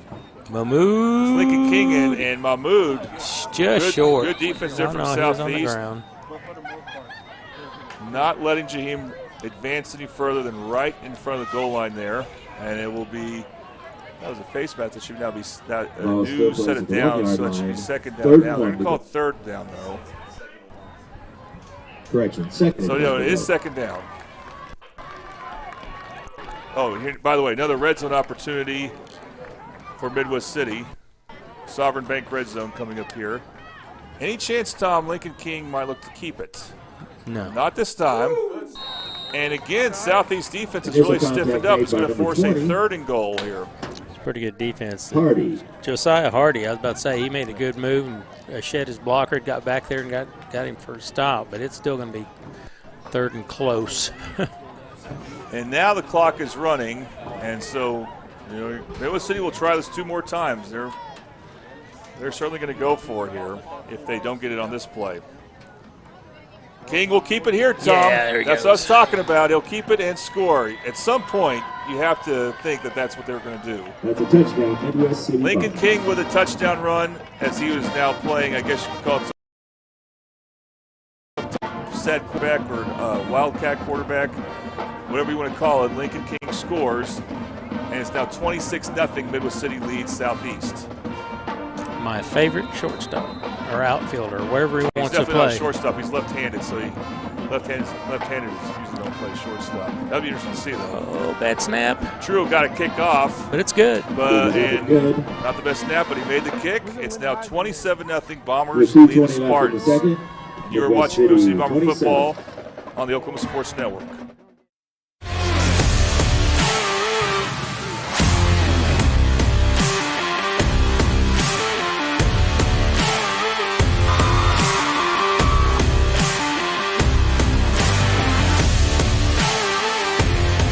Town at Tommy's Express.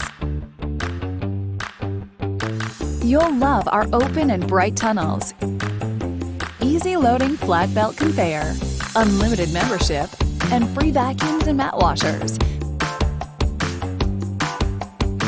Experience the difference and visit Tommy's Express today.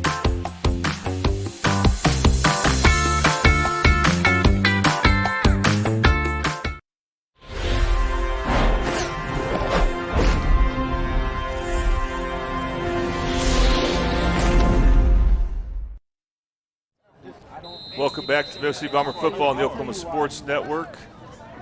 Again, this is a Tegan Malone second quarter. Here's a AAA copy kickoff by Ruben Trejo. It's fielded at the 26-yard line. Nice hit. And is that number 87? 87. That's the starting safety for Midwest City, Devin Walker, showing that why he's starting at safety. All right, Tom. Drive summary is brought to you by Madison's Country Cooking in Del City. Have a great Madison's Food meal delivered to you by Uber Eats, Grubhub, DoorDash. Also, seniors 60 and older can buy one meal and drink and get a second meal and drink free. You know, we need to have a video of you and John Kilty and Kirk Norman all evening there. We could work it. That was a 5-play, 46-yard drive, by the way. Trejo's kick was good. It's 27-0 Bombers. I'm not saying anything about your age. I'm just saying it would be a good trio there. Husky. Oh, there's a flag. What are they going to call the flag on? Making the play there is Agent Zero, Aiden Brown, but we'll see what the call is. That's a heck of a catch, no matter what the call is. I think Darrell Hall, the Midwest City coach, wants that penalty declined. That's a no-brainer. If it is on Southeast, and it is, that interception will count. Tom, how about that play by Aiden Brown? He's an athlete. He's one that you better not throw it in his direction. He's going to try to find that ball because he likes to get on screen. He likes to be in an instant replay, he told me. There we go. Did we get that replay? No, we missed that one. We'll get the next great play that Aiden Brown makes. So first forced turnover by Midwest City. They have one turnover, one more than Southeast has first downs for this half. For the most part, it's gone pretty well. Manella, handoff, Mahmoud. Mahmoud down the right side. Jay Mahmoud gets in the red zone, gets taken down to the 15-yard line. Great run. He has been a monster this game, and another red zone opportunity provided by Sovereign Bank. They're dedicated to empowering your financial goals and serving our community. Visit their location in the Midville area for all your banking needs. Their address is 2600 South Douglas Boulevard in Midwest City. Member FDIC. First and 10.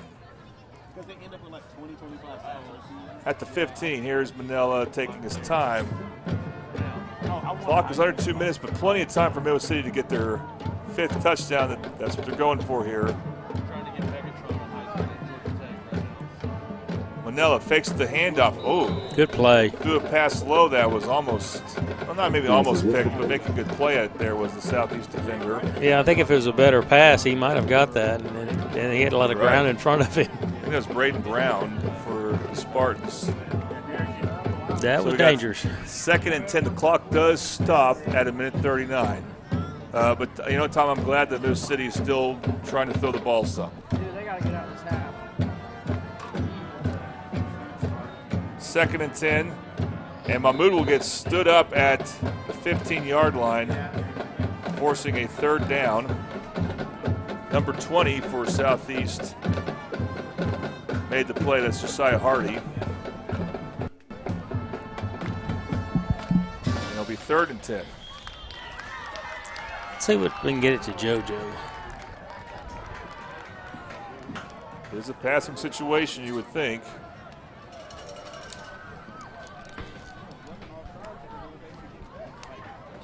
Bombers have all their timeouts, but they're electing not to use them.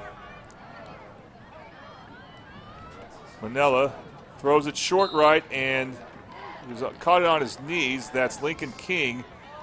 Not a first down, but closer. Close, and so you can go for it here. The clock is running. Now at 40 seconds. Now we have a timeout. I was waiting for Middle City to call a timeout. They have. JoJo was streaking toward the end zone. If they got the ball to him, he'd have been gone. So we have 38 seconds to go. We will keep it here because we're really close to halftime. And we'll go let you know next week. Tom, this is an interesting opponent next week. It is the Newcastle Racers. And we get to see our friends from Newcastle. That includes Josh Calloway.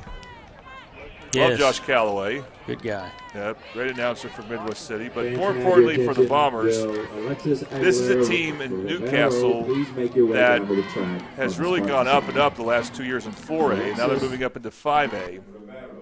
And if you asked me before the season, who's going to make the playoffs from this district this season, Newcastle would have been one of those teams. I would have said, I think they're going to get in the playoffs. So, really important game for Midwest City. Right. And that is a week before a massive game at Bishop McGuinness. The tough stretch for Midwest City will begin the next 3 weeks.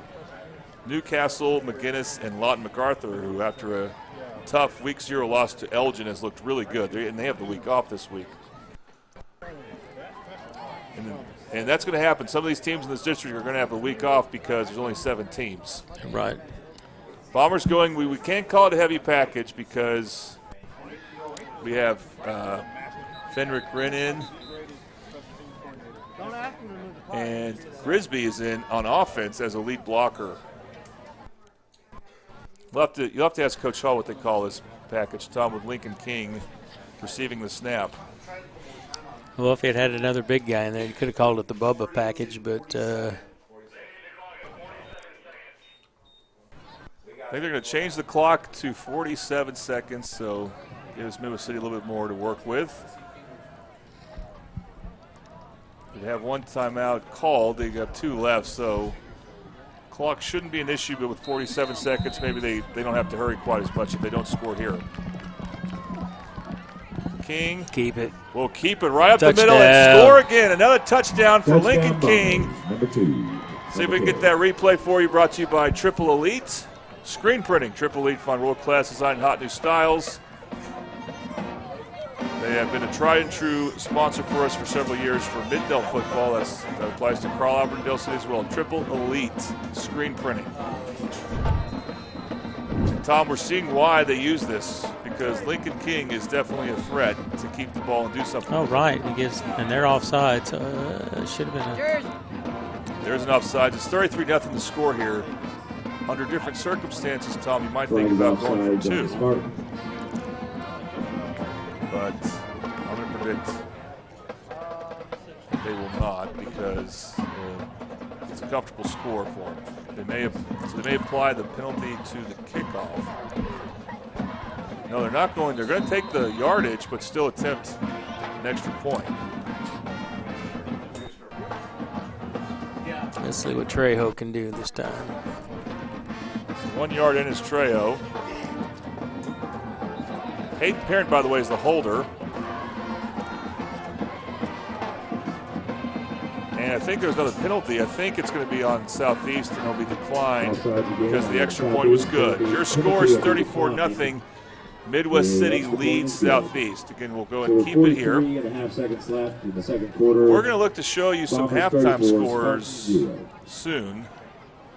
Something we like to do when district play begins.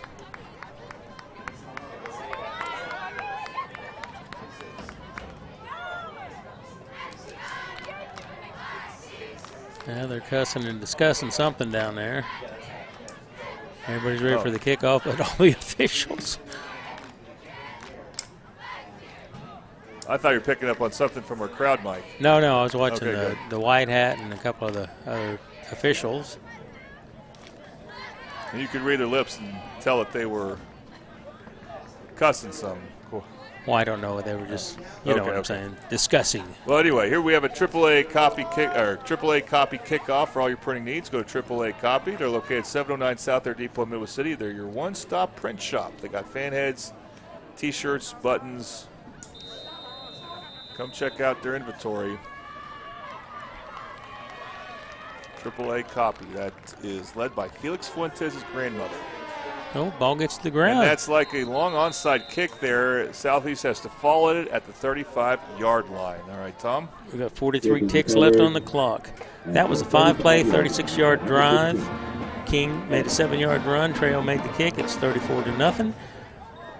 Drive summary brought to you by Madison's Country Cooking in Del City. Hey, you can mix and match any 2 breakfast, lunch, and dinner meals with a drink for $23.99.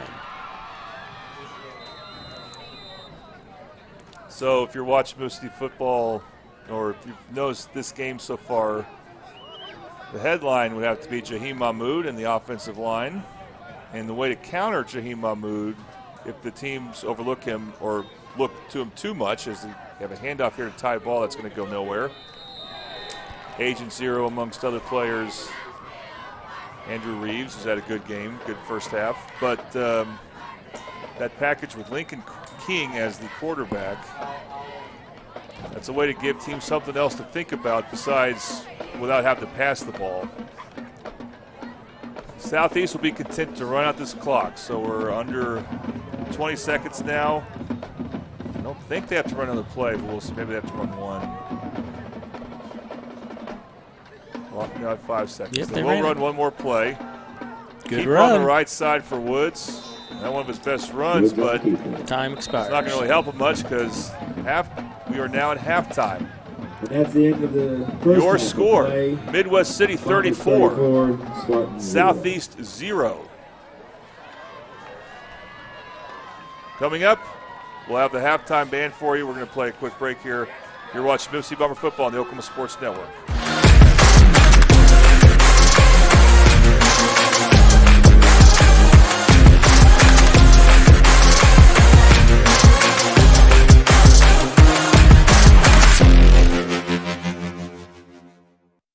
Whataburger now has new premium coffee.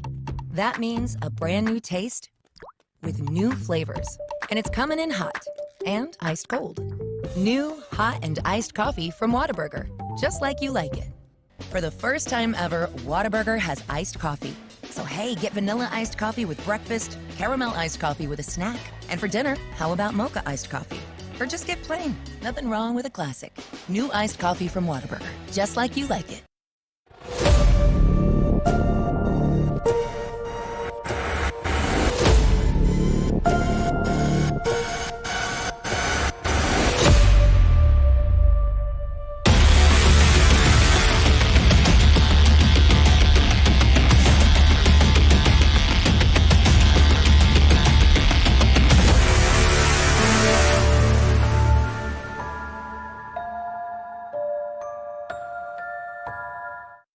Have you ever seen an insurance commercial and asked yourself, are they really telling me the truth? Well, guess what? They're not. Somebody runs a red light, and you think all of a sudden their insurance company's going to be all neighborly about it? Insurance companies aren't in the business of saving you money. They're in the business of keeping your money. So remember, save our number in your phone so when tragedy strikes, call Rob and Will.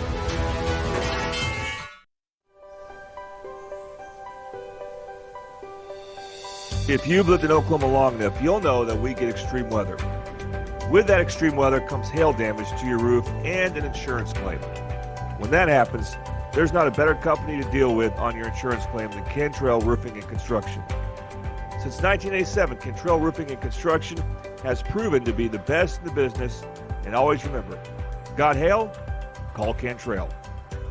Call them at 405-642-8558. Experience the best wash in town at Tommy's Express. You'll love our open and bright tunnels, easy loading flat belt conveyor, unlimited membership, and free vacuums and mat washers. Experience the difference and visit Tommy's Express today.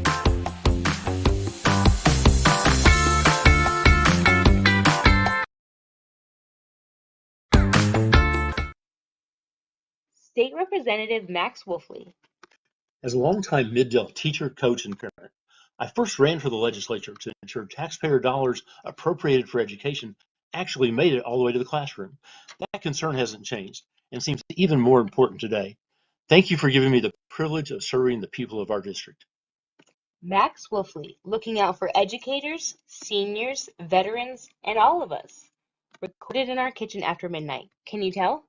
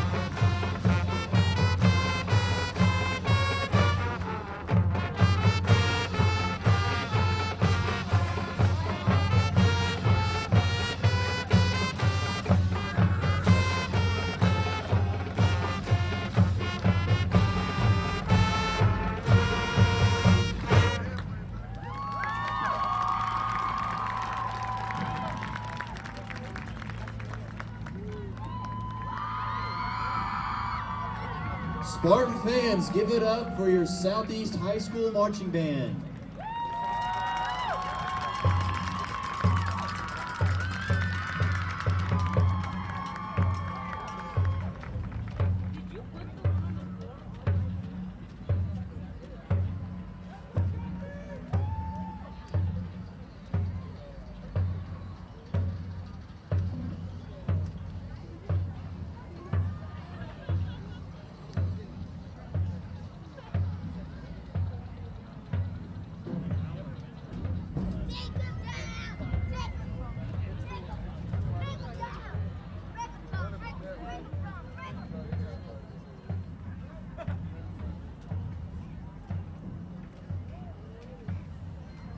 Southeast fans, let's hear it for your Southeast High School varsity cheer.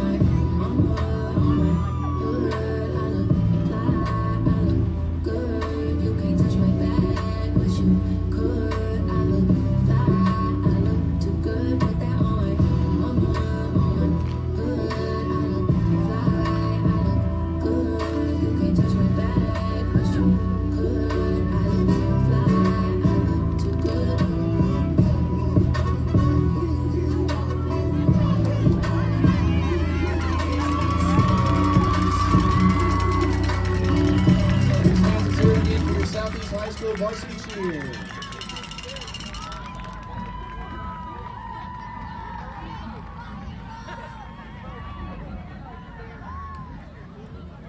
Fans, don't forget that we have concessions open on both sides. Now would be a great time to get a cold soda and a popcorn.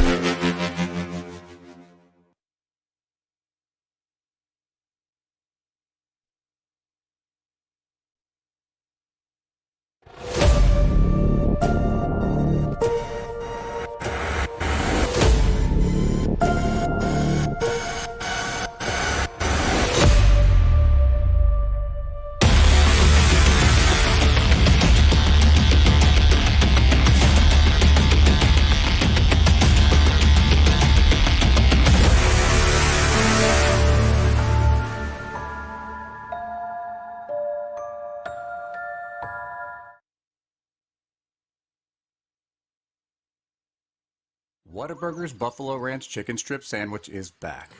Chicken strips. Chicken strips. Chicken strips. Ranch, ranch, ranch. Ranch. Buffalo. Buffalo. Ranch. Monterey Jack cheese. The Whataburger Buffalo Ranch Chicken Strip Sandwich. A beautiful masterpiece. Have you ever seen an insurance commercial and ask yourself, are they really telling me the truth? Well, guess what? They're not. Somebody runs a red light, and you think all of a sudden their insurance company's going to be all neighborly about it? Insurance companies aren't in the business of saving you money. They're in the business of keeping your money. So remember, save our number in your phone so when tragedy strikes, call Rob and Will.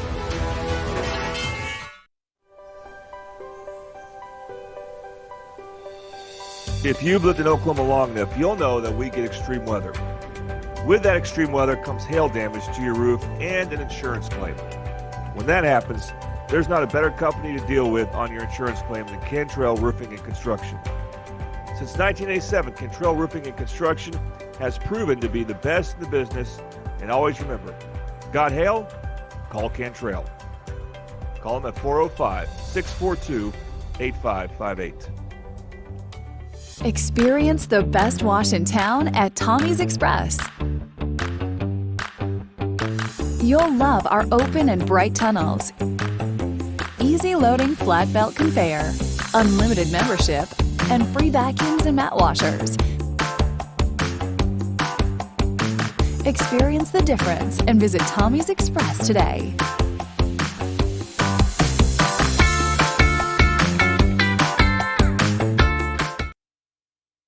State Representative Max Wolfley. As a longtime Mid-Del teacher, coach, and parent, I first ran for the legislature to ensure taxpayer dollars appropriated for education actually made it all the way to the classroom. That concern hasn't changed and seems even more important today. Thank you for giving me the privilege of serving the people of our district. Max Wolfley, looking out for educators, seniors, veterans, and all of us. Recorded in our kitchen after midnight. Can you tell? College is more than just going to class. College is a journey. It's meeting new people and making new friendships that will last a lifetime.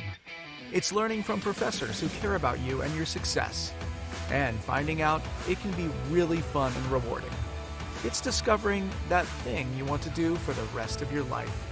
Cameron University is all about helping you grow and succeed. Because your success is our success.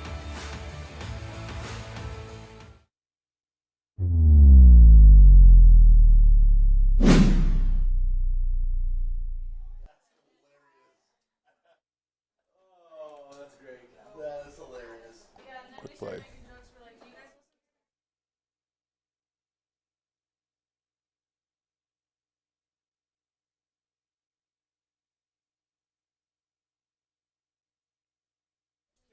All right, welcome back to Midwest City Bomber football on the Oklahoma Sports Network. You saw a shot of our camera guy. Our camera guy was on camera there, and Bernie decided to stand up there. He doesn't want to show his face. I think he doesn't want to show his nose ring. He's bashful about his nose ring. Don't you agree, Sarai? Okay, I'm Jordan back here. Tom Carpenter will take his rightful seat here in a moment. We are at halftime for Midwest City Bomber football, and as you know, halftime is brought to you by La Herencia Grill. For the best Mexican food in the Mid-Del area, whether it's dine-in, carry-out, using Grubhub, or catering, just go eat the delicious food. We will again. It's La Herencia, located at 1611 next to Jimmy's Eggs, Southeast 15th Street. Phone number to call is 405-931-3154. We thank La Herencia. Okay, let's go ahead and show you here. Hopefully this thing's ready to go. The 5A scoreboard. Let her rip here. Okay. So can't really read it very well from here, but we can see that at one point Newcastle had a 21-0 lead. In fact, I'll go ahead and check it on the we're good here, so I'll go and check it on my phone. Newcastle had a 21-0 lead over Duncan. That is a game in district. So Newcastle, like Midwest City, looks like they're going to go to 1-0 unless Duncan can make a good comeback. The score we have now is 20-0. So that has not been updated. If you want to go look at that score and look at Midwest City's next opponent, go watch that on the Oklahoma Sports Network under the Newcastle channel. Tom, I'm sure you'll go back and watch that game. Oh, hold on. Let me see. One more time. Tom, I'm sure you'll go back and watch that game. Of course I will. I was about to say, my mic wasn't turned on. Yeah. What was that about? That was me. You shut me out again, Yeah. huh? Okay. And, of course, because this is a smaller district, there's only one other district game, and that's Bishop McGuinness and Classen SAS. And no surprise, Bishop McGuinness is up big there, 49-0. And how about the Del City Eagles? This could be their toughest challenge in district as they're going on the road at Collinsville, and they're winning 28-3. Officially, I don't know what ranking system they're using, but Collinsville is ranked second. They were undefeated. They're still undefeated, but I don't think they're going to be undefeated for much longer. And Del City is third. But Del City on the road looks as good as, they were. They're just reloading, Tom. They're not, even though they lost some good seniors from last year, like Carl Albert, they're just reloading. Carl Albert, by the way, no surprise, they're up big against Western Heights.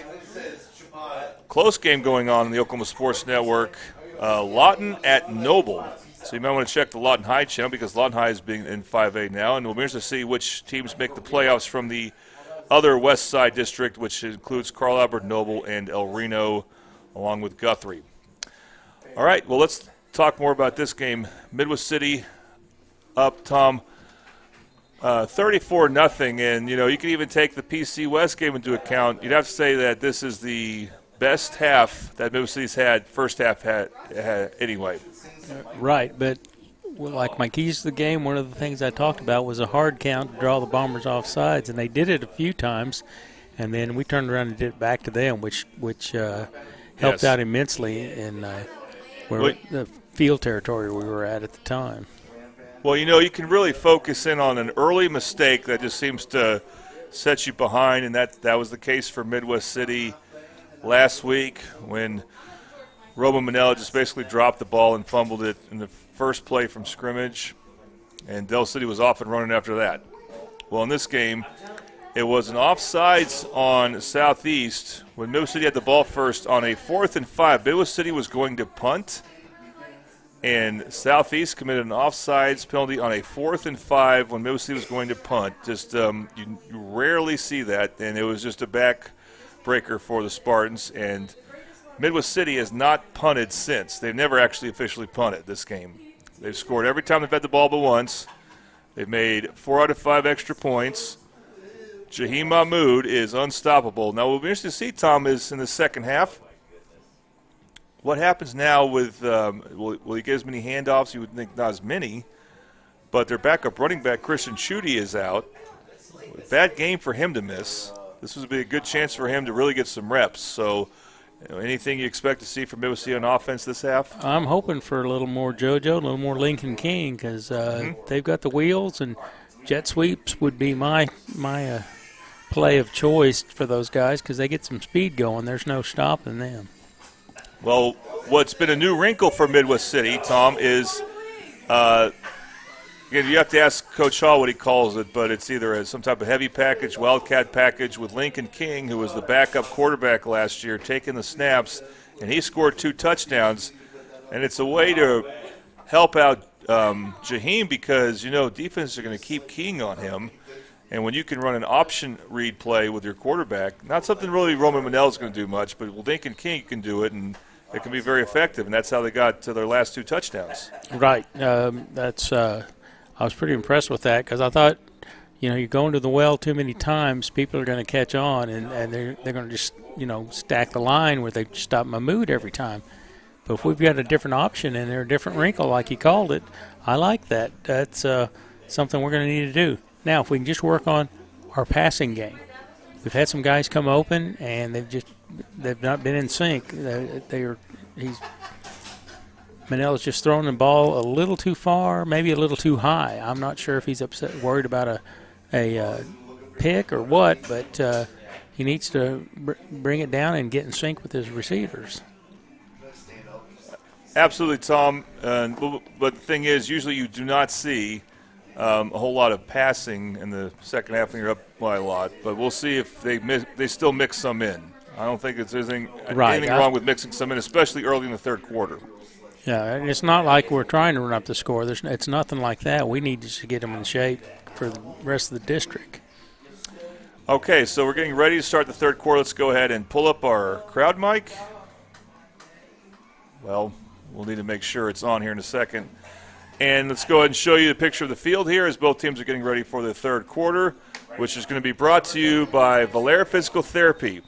Are you looking for top-notch physical therapy services? Look no further than Valera Physical Therapy, your partner in wellness in addition to traditional rehabilitation.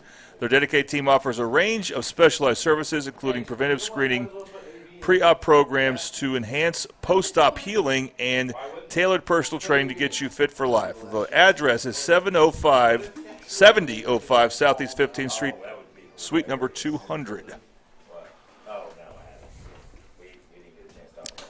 About to start the third quarter with another AAA kickoff. We're going to take one quick audio break.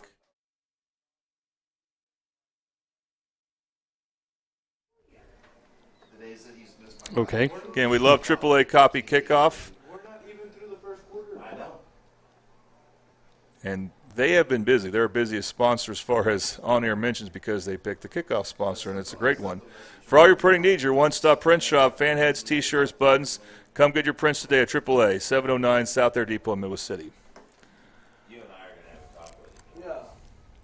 Because, he may get where you can't travel. So we're expecting our crowd mic on hopefully any second now. If that's the case. There we go. Southeast will receive the second half kickoff. It's another short one here, and it's real short. Penalty on that. There have been some penalties this game. Looks like it's going to be on the Bombers. So they're going to have to back up here. On the Bombers. So what's interesting, Tom, on these kickoffs, they're trying to, I guess, do like a kind of a deep onside kick. Well, it's supposed to be that it's not getting down that far. It should be another 10, 15 yards, I would think. Get it up real high in the air. Yeah, he's trying to find that soft spot between the first and second levels of Southeast players. Yeah, it's all sides of Midwest City, so it'll be a 5-yard. You have to kick it a little further. And Southeast doesn't have anyone back very deep, so they're kind of daring Ruben Trejo to kick it deep.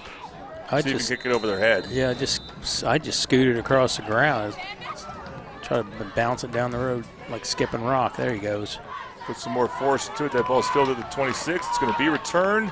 But not for much. Not for much. Ball will be marked at about the 35-yard line of Southeast, and that's where they will begin the first possession of the third quarter. Ball received by number 1, Heron.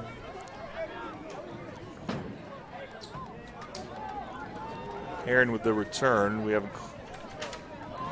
wasn't on our 2 deep, but he's played a lot for Southeast. 35-yard line, first and Number 1, Marvion Heron, sophomore.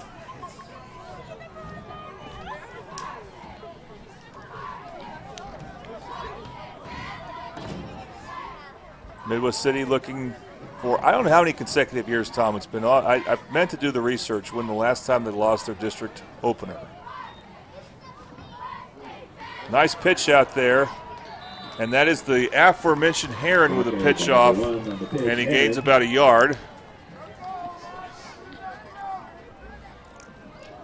But Tom, again, the defense, there's not much to complain about there. There's a few things to maybe complain about with the offense, but not much with the defense.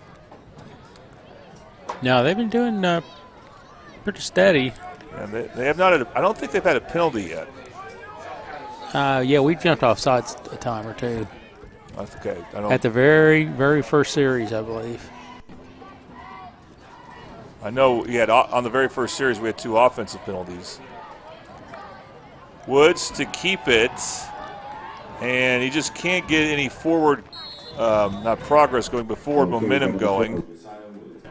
The two sets of Joneses bring him down, along with some other Bombers. Those, of course, are the Jones twins, Domarion and DeMonte. How cool is it, by the way, on the offensive line, their little brother is also starting at center. It has to be great for the family to see three brothers on the line like that. Yep, I can relate to that. My brother was a linebacker behind me his senior year, and my junior year I was a defensive tackle. He was the linebacker behind me, and we knew how that worked. We made it work. Second down, and that is hit hard there by a great hit by Brandon Dixon, who going to get penalized for unsportsmanlike conduct for taunting. Yeah, that's one of those dumb penalties I tell them they can't do. They can't do it, and they just. That was third down, by the way. I missed the down there. It would have set up fourth down, and I mean that's just obvious too. And unfortunately, Coach that needs injury to insult, literally injury to insult. There's a Southeast player down. Yeah, Coach really needs to pull him out, at least let him sit a play and think about it. Yeah. Anyway, we're going to take a quick break because there's a Southeast player down. You are watching Middle City Bomber football on the Oklahoma Sports Network.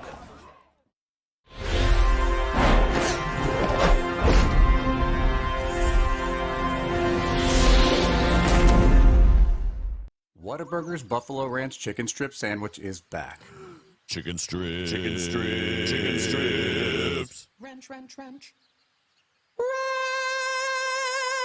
Buffalo Ranch. Monterey Jack cheese. The Whataburger Buffalo Ranch Chicken Strip Sandwich. A beautiful masterpiece.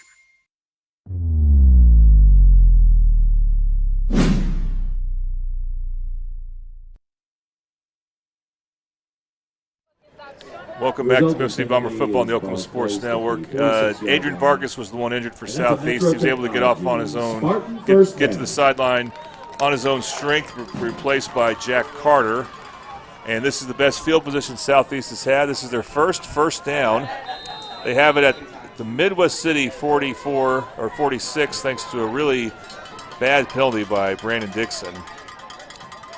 Man in motion for Southeast. Woods, this is his first throw deep. It's single coverage, and it's incomplete. He overthrew his man there. It may have been Brandon, well, that wasn't Brandon Dixon's side, but. Play is an incomplete pass.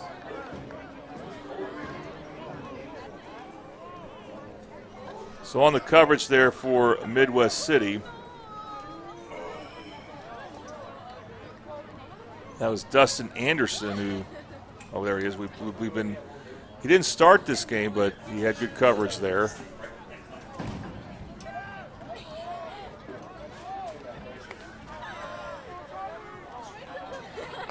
They try it again. 2nd and 10 now. Woods roll left, looking to throw again. Out of bounds. Too far out of bounds. Result of play is an incomplete pass. So incomplete, 3rd and 10. And that's the starting safety this game for Middle City. Starting strong safety Devin Walker in coverage. So JoJo's now in that corner spot where Brandon Dixon was. So, and then right now lined up on the left side. Brandon Dixon's come back in. He's been a really good cover cornerback, so hopefully he'll just learn from that mistake. Yep. Woods on 3rd and 10. That Another pass is high. He had an open receiver, but Brandon Dixon got behind that play trying to 4th and 10. get himself in position to tackle the ball. The guy who caught it, that may have been a big gain if he did catch it because Brandon Dixon got behind that a little bit, and it's incomplete, 4th and 10. Somebody dropped the coverage because we had two of their receivers out there and one guy covering.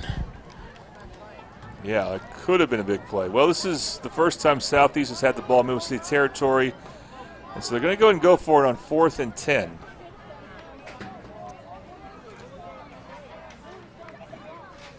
Woods to pass immediately. He is under pressure. Rolls to his right. Agent Zero. Gets a throw off. Oh, he missed it.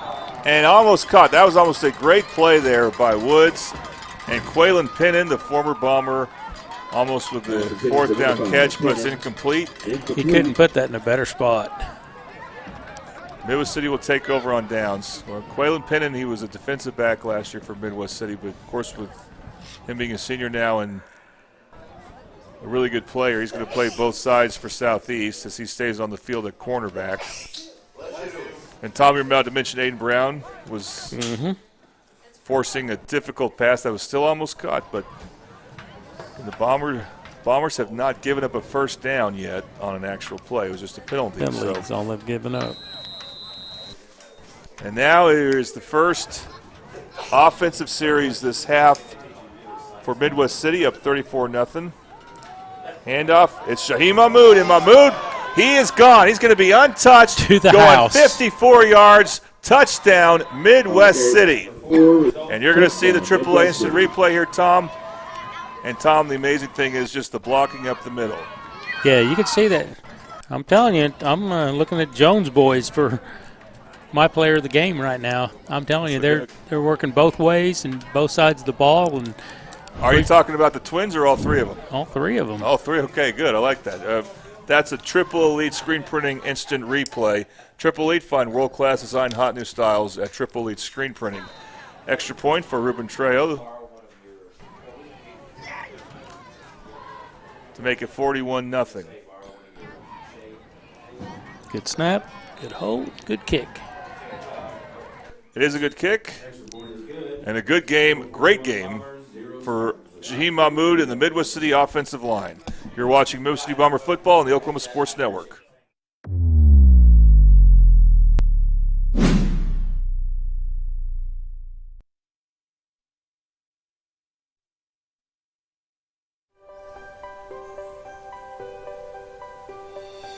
If you've lived in Oklahoma long enough, you'll know that we get extreme weather. With that extreme weather comes hail damage to your roof and an insurance claim. When that happens, there's nothing you need to deal with on your insurance claim than Cantrell Roofing and Construction. Since 1987, Cantrell Roofing and Construction has proven to be the best in the business, and always remember, got hail? Call Cantrell. Call them at 405-642-8558. Welcome back to Midwest City Bomber football on the Oklahoma Sports Network. Here's your AAA copy kickoff. Another angled kick that limits Southeast return. They do get a solid return of about 10 yards, and they'll take over at about the 37, 38-yard line. Tom? Well, that was pretty easy to call. One play, 54 yards for Mr. Mahmoud. Trejo's kick was good. Ball is placed at the 36-yard line. First and 10. Drive summary brought to you by Madison's Country Cooking, located at 4747 Southeast 29th in Del City. Open from 7 a.m. to 9 p.m. Tuesday through Saturday. Okay, 36-yard line is where they spot the ball. Bombers have taken care of business here, as it appears they will be going to 1-0 in district play, along with two other teams. It looks like Newcastle Bishop McGinnis will be the other two. Here's a handoff. Right side. That's tie ball. And ball carried by Heron. Or Heron, I should say. He doesn't get very far. Second down. Looks like they will lose yardage. Let's kill one Landrum on that stop. He got a dirty pop in there. Ball on the 35-yard line.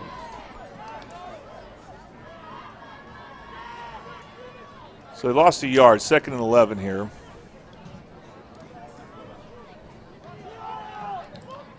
Josiah Woods, again, the quarterback for Southeast. He's hung tough in there. It's been a tough night for him.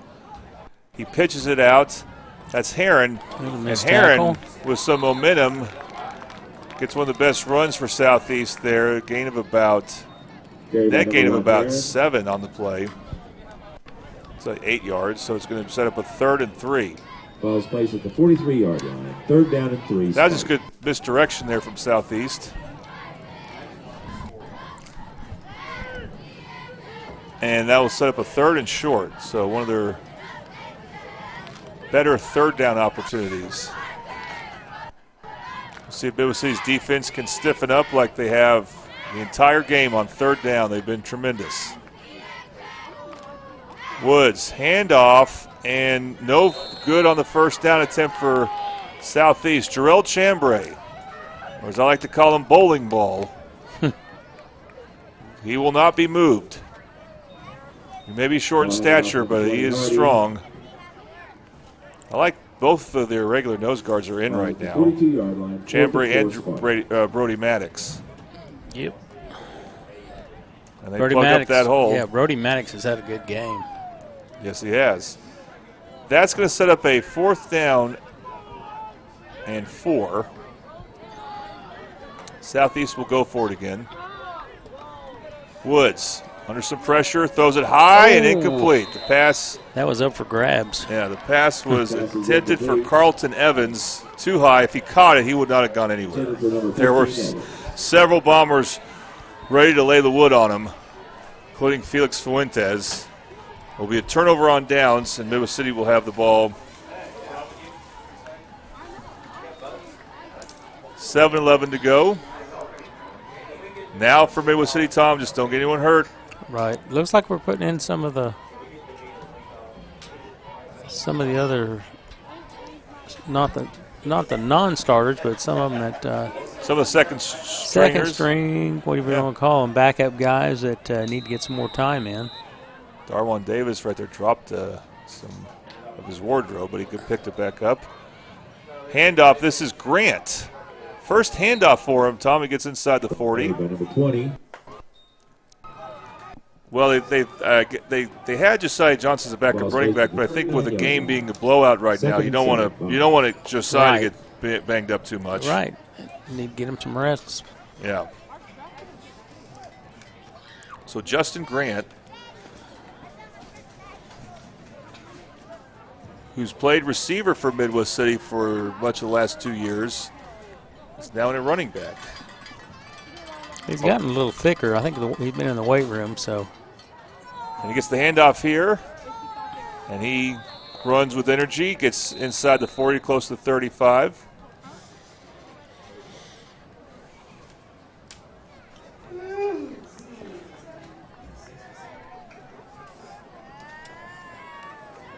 Brought down by number 67, Hernan Terrazas. Also in the game for Midwest City receivers, Lucius Brown. Looks like we have a penalty on the Bombers. Didn't see what that was. Any ideas, Tom? I have no idea. I didn't see that. 4-yard line. They've got 2nd and 12. So 2nd and 12 from the 44. Manella's still a quarterback.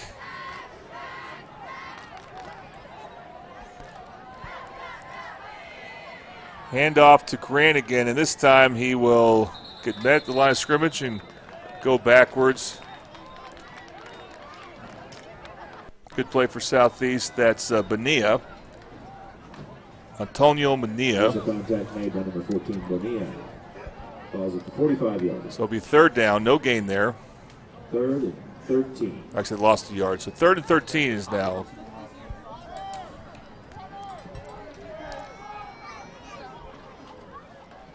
Throws it short out to Darwan Davis. Does Davis, can he get around the corner? He evades the tackle. He's now going to cut it back to the middle. He's still going to try to reverse Fields here. And he'll gain about a yard. That's a way to get some clock off. Yeah. Darwan Davis made that exciting, but he just couldn't gain anything. He was just running sideways. Ran about 61 yards to gain a yard. Yep, so this might be the first punt of the day for Midwest City. It will be, unless Southeast commits an offsides, and then in which case Midwest City would have to then go for it. One offsides won't do it this time. Lincoln King, who's done a lot for Midwest City, will be punting here. Ooh, not a good kick. And not sure what happened there. That's not going to be much of a gain there. You might as well have gone for it with that. So Southeast will take over at the 41. Boy, he shanked it. He must have shanked it there. Well, sometimes it's just like golf. Sometimes you yeah. You hit a bad shot. He may need to start practicing some of that punting more because he said he told me this week he hasn't really practiced punting much. But for that, I'll chalk it up to he just wasn't getting reps today. Right. He was kind of was cold there. He had to warm up again to kick. So good field position for Southeast. So we near 4 minutes, now 4 minutes and counting until the end of the third quarter. This Valor Physical Therapy third quarter. Man in motion for the Spartans. Woods throws it short. It is caught by Pennon, and Pennon with good yard or two after the catch before several Bombers bring him down. About 4 or 5 brought him down. He probably including Brandon Dixon was one of me. I think he had something nice to say there. So. Yeah, I was going to say, Pennon, we miss you. Yeah. Yeah. Brandon Dixon doesn't miss. Brandon Dixon took advantage of that. And he got a flag for it. Well, I'm talking about in general. He's had a good season. Right. Yeah. Took advantage of the playing time that may have gone to Quaylen Pennon. Who knows? Meanwhile, a penalty on Midwest City, though. I'm not sure what they did. I'm sure they were mouthing at Pennon. So, yeah, I think it was Dixon again. That's what I was looking at. Okay. Well, we can't hear it down there, so we don't. And that one was not as obvious to me. Get him another first down. I'm sure it was something said. Yeah, so I don't want to. We don't want to assume we know who it's on. The other one was he was standing over him. You just can't do that anymore. Well, and it clearly then he said something. That was an obvious taunting from up here. Who knows who this one was on? Brandon Dixon's still in the game, so they're not taking him out for it. So Woods jet sweep. And good pursuit there. Another flag, though, that's thrown in the area of maybe some type of illegal tackle or face mask. Face mask. I couldn't really tell from this angle. Oh, it's against Southeast. A holding penalty. That was Gabe Young, one of the backup linebackers, who made a good tackle there. He couldn't understand the flag, and turns out it's because the flag wasn't against him. That, by the way, is the deepest the Spartans have had the ball. Ball's at the 41-yard line, 2nd and 10 Spartans. I guess Midwest City declined the penalty. That's interesting. Yes, they did. So, 41-yard line in Midwest City. This is the closest, again, the Spartans have come to the end zone. Woods back to pass. Throws it to the right. Pass is caught by Quaylen Pennon, and Pennon has a streak down the right side. Quaylen Pennon will score as he just evaded the 2 tacklers thanks to some help from some blocking up the field. Brandon Dixon got blocked. Josiah Johnson was back but couldn't bring Pennon down, and the former Bomber has a touchdown, and quite the highlight play there. And there will be no shutout for the Midwest City defense. That was made by Quaylen Pennon. Well, you know, Quaylen Pennon was hoping for that. He had to be thinking about that type of play all week.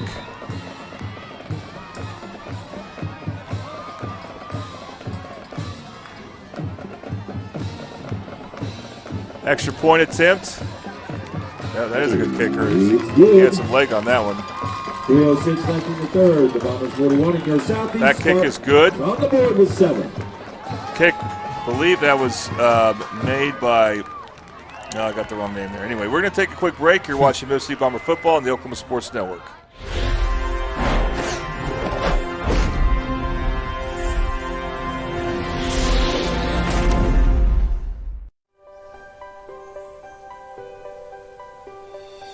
If you've lived in Oklahoma long enough, you'll know that we get extreme weather. With that extreme weather comes hail damage to your roof and an insurance claim. When that happens, there's not a better company to deal with on your insurance claim than Cantrell Roofing and Construction. Since 1987, Cantrell Roofing and Construction has proven to be the best in the business, and always remember, got hail? Call Cantrell. Call them at 405-642-8558.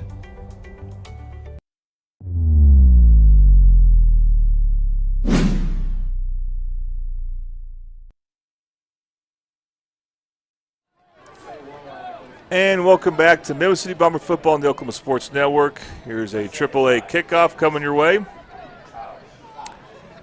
AAA copy kickoff, I should say. AAA copy kickoff for all your printing needs. Your one-stop print shop. Fan heads, T-shirts, buttons. Come get your prints today at AAA, 709 South Air Depot in Midwest City. The guy who does kickoffs for Southeast is Mario Marullo. That kick will be fielded, and look at this. There's a flag down, probably against Midwest City, but that was a heck of a return there by JoJo. As he got to the 45, we'll see where they spot the ball after this penalty. Tom? That was a 4-play, 51-yard drive with a Gwen Pennon touchdown run. Romero kicks. Drive summary is brought to you by Madison's Country Cooking in Del City. They have breakfast, lunch, and dinner along with daily specials and a new Mediterranean menu with gyros, kebabs, hummus, and Greek salad.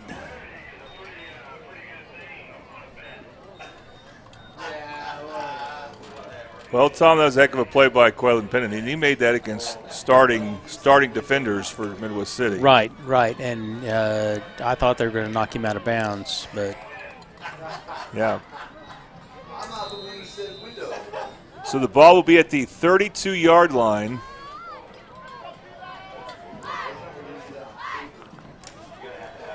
Manella still on a quarterback. Here's Grant on the keeper, and he gets taken down a little bit behind the line of scrimmage there. Good tackling made by Terrazas. Hernan Terrazas. Ball's placed at the 30-yard line. 2nd and 12. Plays on both the offensive and defensive line. 2nd and 12. So, with Southeast having scored a touchdown there, and now you're in 2nd and 12, and you still got to think about passing the ball some, which, again, we like to see it just to get Roman Manella more reps, more confidence. We'll see if that's the play here. No, it's to Grant again, and he is not getting through the offensive line right now, so he'll be tackled for no gain. Tackle made by number 14, Bonilla. Bonilla with a tackle. 3rd and long. Call it 3rd and 12.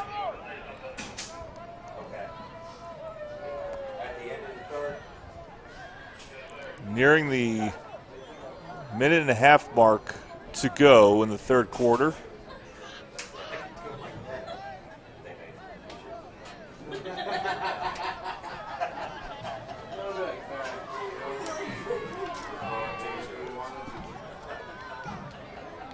Manella escapes the rush, lofts it up down the right side. Caught it! It's caught inside the 20. It's JoJo. That Josiah Johnson, he's making more and more plays as a receiver. I actually think, Tom, that's Lincoln King. Was it? Yes. Runs about the same. But we have penalty, of a course. flag. But there is a flag on the play.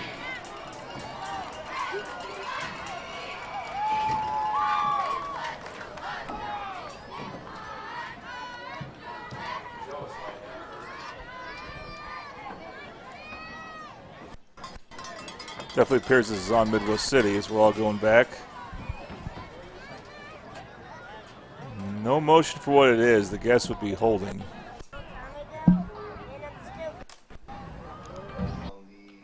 Yep, holding. Holding. Ball's placed at the 20-yard line. So now the ball will be marked at the 20. Midwest City has to get to the 42. So this has been not what you hope for on offense. You hope that you can run some clock, and it's too bad. That was a heck of a throw there by Roman Manella. Right on target, too. Let's go ahead and run it up the middle to Grant. Grant's able to get to about the 23, 24-yard line. And Middle City will punt for the second time. Second straight time. For the Spartans.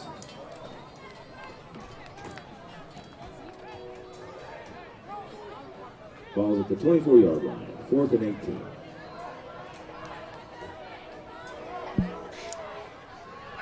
Nearing 40 seconds to go. In this Valor Physical Therapy 3rd quarter. Both teams with a touchdown this quarter. King Better punt, but not by much. Going to get a better bounce. So we'll get another good Middle City bounce. That was dumb. A heck of a tackle there made. Quaylen Pennon should not have touched that ball.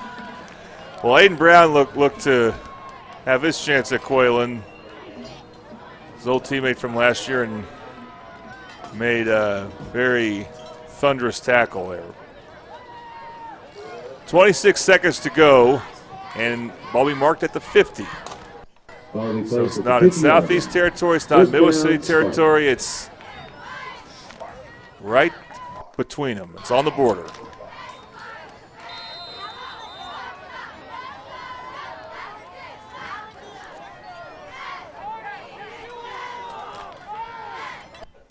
Spartans with a touchdown on their last play from scrimmage. A long touchdown. Quaylen Pennon with the catch and a lot of yards after the catch.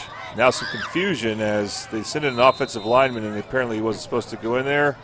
So they have to now call a timeout with 19.9 seconds to go until the end of the third quarter. We're going to go and take a break. You're watching Middle City Bomber football on the Oklahoma Sports Network.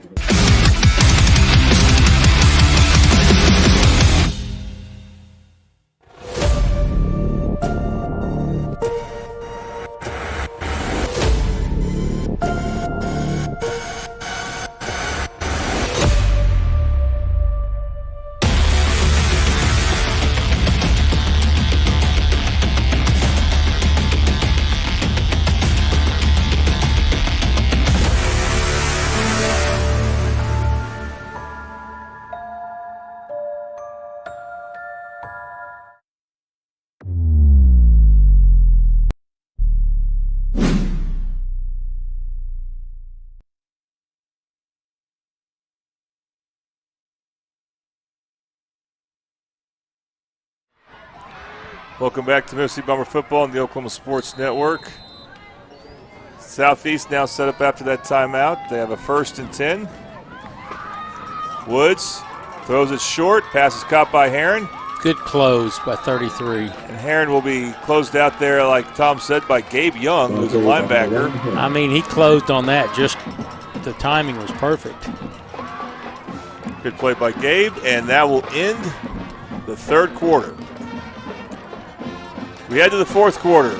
Your score, Midwest City 41, Southeast 7. And you're watching Middle City Bomber football on the Oklahoma Sports Network.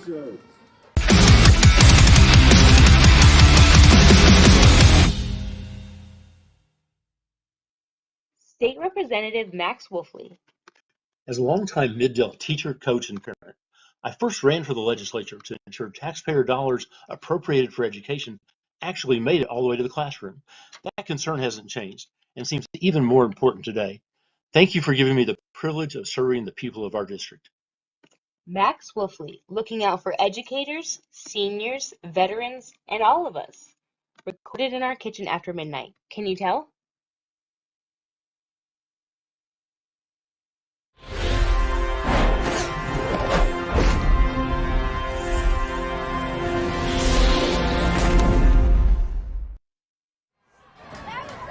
It's the fourth and final quarter here at Spiegel Stadium for tonight's game between the Middle City Bombers and Southeast Spartans. Middle City leads 41-7. And, Tom, it's been great to be here and call a game at Spiegel Stadium. Yeah, I got a lot of history here. My dad played here when he went to Capitol Hill.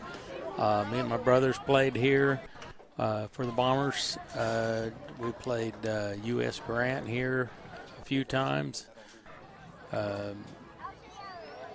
Yeah. And I don't think any of my boys played because we hadn't been in the same division. No, not in the same division with U.S. Grant or Capitol Hill very often, but that it brings back some memory, and it looks real nice. They've really redone this great. We almost played at U.S. Grant 4 years ago, but COVID canceled that. Here's a deep throw to the left sideline. And good defense. Good coverage there, forcing an incomplete pass. Pass is incomplete. Intended for number 13. That again is a guy who started at safety for him this game, Devin Walker. Only 5'4" junior, but he can clearly run. And he's willing to hit hard as well. So third down coming up. Tom, do you know Southeast Middle City, have they played in football in your memory? No, I don't think they have because they've been in, like I said, different classes. Different classes. And so U.S. Grant is the team that plays here that's in 6A most of the time, and then Capitol Hill kind of goes back and forth. Right. Third down. He's passing on. Woods got the throw off and gets a first down. I think that's Quaylen Pennon. He was past the line. Oh, no, he wasn't. That's right. Of course, all of them has to be across that line. I was looking. Pennon may be hurt. Some of the stuff kind of blends in over there. He's not going to play hurt. I mean, he's going to play hurt. He don't care. This case, he may have to come off. Looks like he might be in pain. Yeah, hopefully he can get back out there. So, second good throw down the field there for Gabe Young, and probably second best play other than the touchdown to Pennon earlier. But his weapon, Quaylen Pennon, comes out, so they're going to go somewhere else here. Nice tackle. That is their, I believe it's their main running back, Ty Ball. Yeah, Ty Ball with a handoff, limited to no gain. Aidan Johnson, seniors on that tackle. Makes it 2nd and 11. Johnson, they call him JT, Johnson Tollison. It's kind of a confusing name to keep up with sometimes, but he's one of their defensive players that gives them some quality depth. So 2nd and 11. They lost a yard on that play. Woods throws it deep left side and incomplete. Official should have pulled his hat off because he'd stepped out of bounds before the ball got to him, but that's just me. I think that was Brandon Dixon in coverage there. And it'll be 3rd down 11.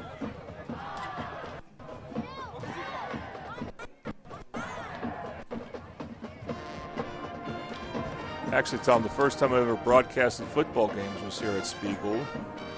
But it was not as a play-by-play guy, but as a sideline reporter for Western Heights. Oh, yeah? This was 9 years ago. And it was you told me that. That's right. It was not 1 week, but 2 weeks. They played U.S. Grant and Capitol Hill in back-to-back weeks. And after that, those 2 games, I got promoted to play-by-play, basically, due to a host of reasons. Anyway. And the rest is history. It was a good season of training for me. Hit his target that time, but guy couldn't hang on to it because he really gunned it to him. It's 4th and 11 now. Quaylen Pennon came back in, so good to see that, as he was the intended receiving target.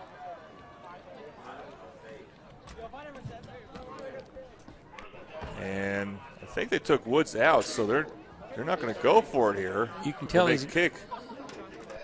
Yeah, you can tell these guys are dragging a little bit for Southeast because they, a lot of them are going both ways, and it's going to be a long field goal attempted by Jose Romero. It's be almost 50 yards. He line drived it and kicked it pretty far, but it was short and no good. So we're at 8:58 to go in this game. I was surprised, Tom, to see that long of a field goal attempted. Well, it may have been just, a spirit thing for the kicker. I know it's going to be pretty hard to catch up. And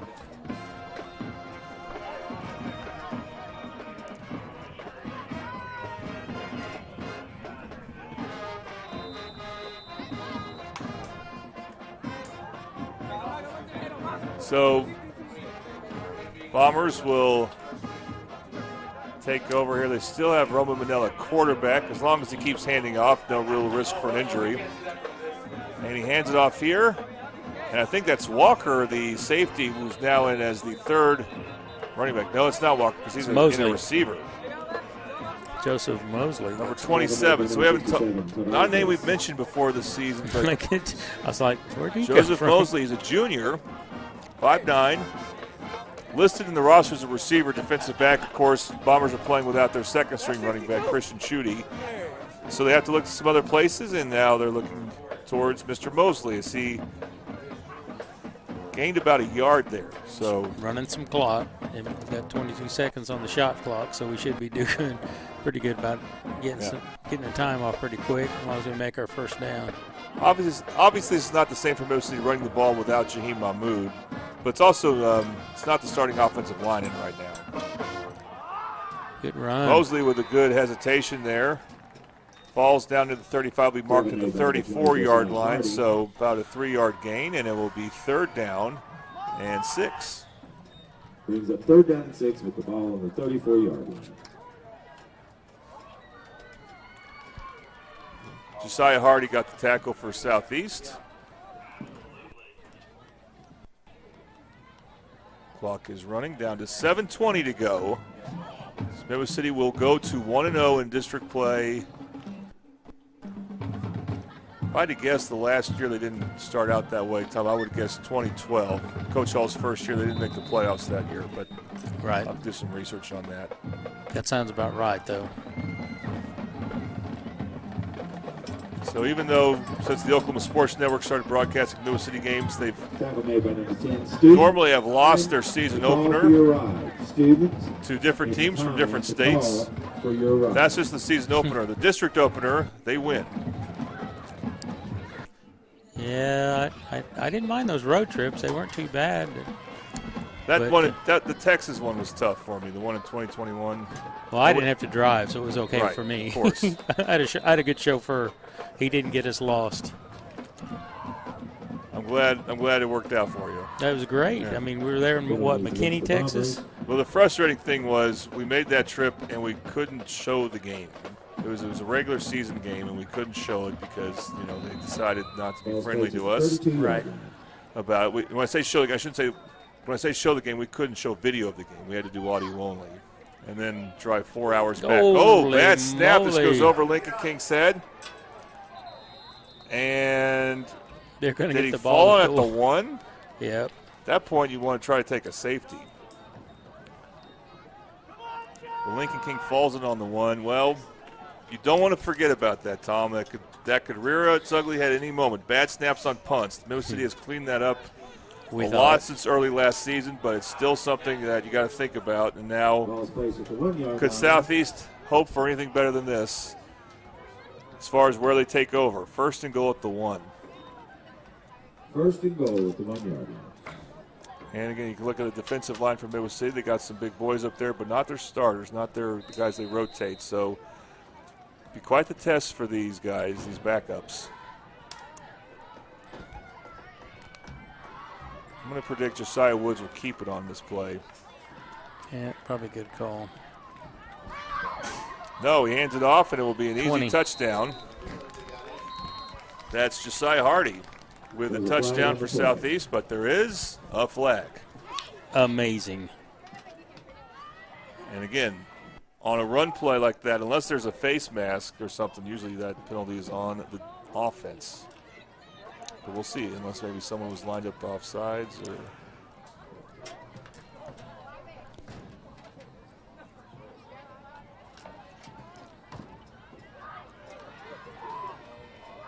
Personal foul. It's a personal foul, so it's like a face mask.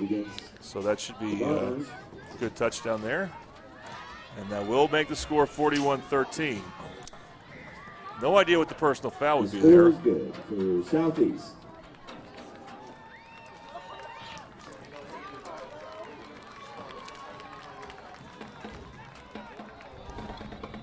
Jose Romero back out to kick.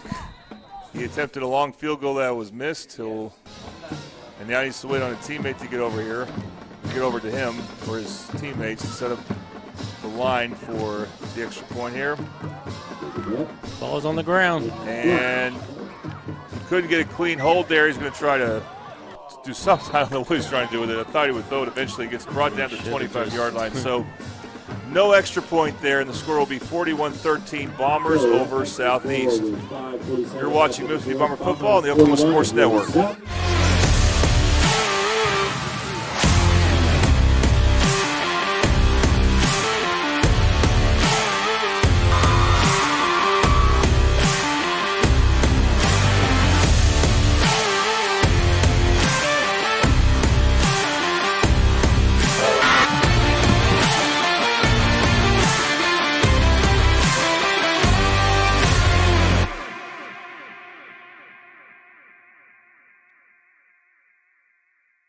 Have you ever seen an insurance commercial and asked yourself, are they really telling me the truth?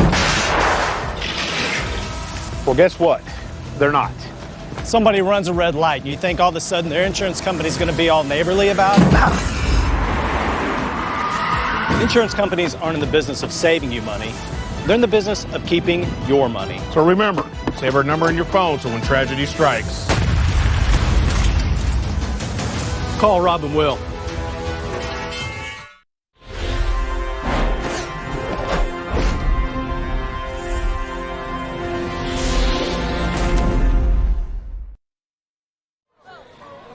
Welcome back to Middle City Bomber football on the Oklahoma Sports Network. 41-13 is now the score as we have another AAA copy kickoff. For all your printing needs, please go to AAA Copy, their one-stop print shop. Now they're marking off the personal foul, so he'll be kicking 45 yards to the end zone. So now the kickoff will be moved, like you said, to the Tom, the Midwest City 45, and as the team that's trailing by 4 touchdowns. Onside kick, not a bad I don't know why idea. Southeast wouldn't. If you have a big lead, I can see why you would in that case. But if you're trailing, might as well do it here. And again, AAA Copy, they are located at 709 South Air Depot in Midwest City.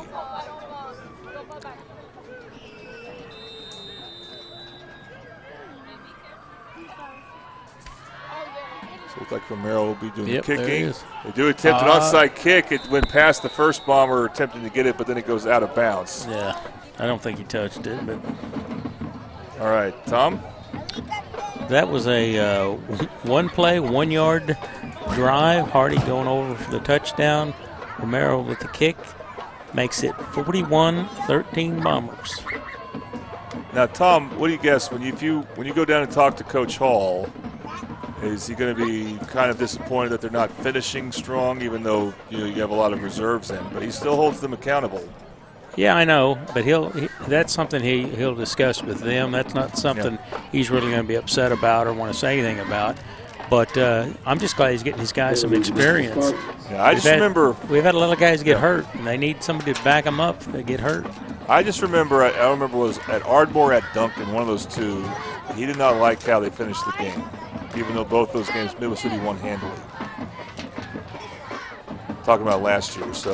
Seems like we had an issue with a player getting in trouble at school, and he didn't get to start. Well, that happened at That's at Duncan, if I remember Duncan right. last year, yes. And I'm just, that's something that not a clean hate to handoff see. there.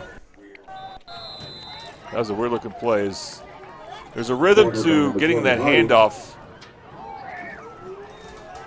And there'll be a tackle for no gain, or maybe a bit of a loss. We'll make it 2nd down and 10. Well, no gain, so 2nd and 10. Yeah, he's no gain.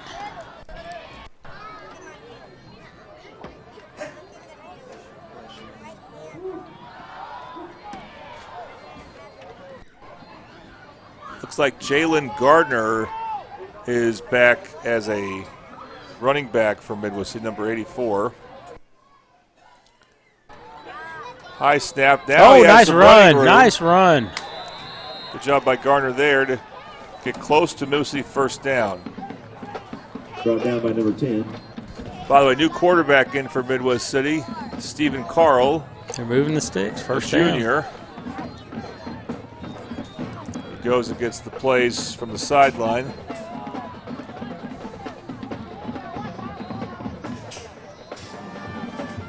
So we've seen 4 different running backs.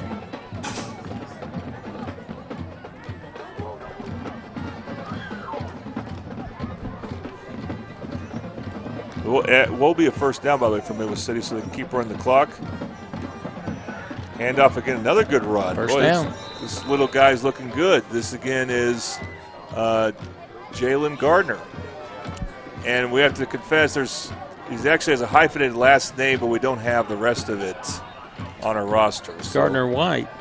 Okay, you got it then. It's on the program, the Southeast program they gave us. That's one example where the program they have here is better than our roster.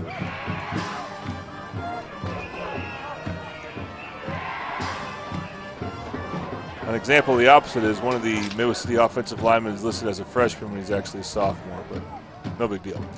Carl handoff again to Gardner White, and Gardner White will gain a yard there.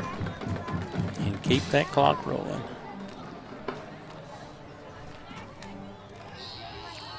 Tackle, I believe, was made by 64 Jacob Gareby. So 2nd and 9 here with 3:22 to go. 2nd and 9.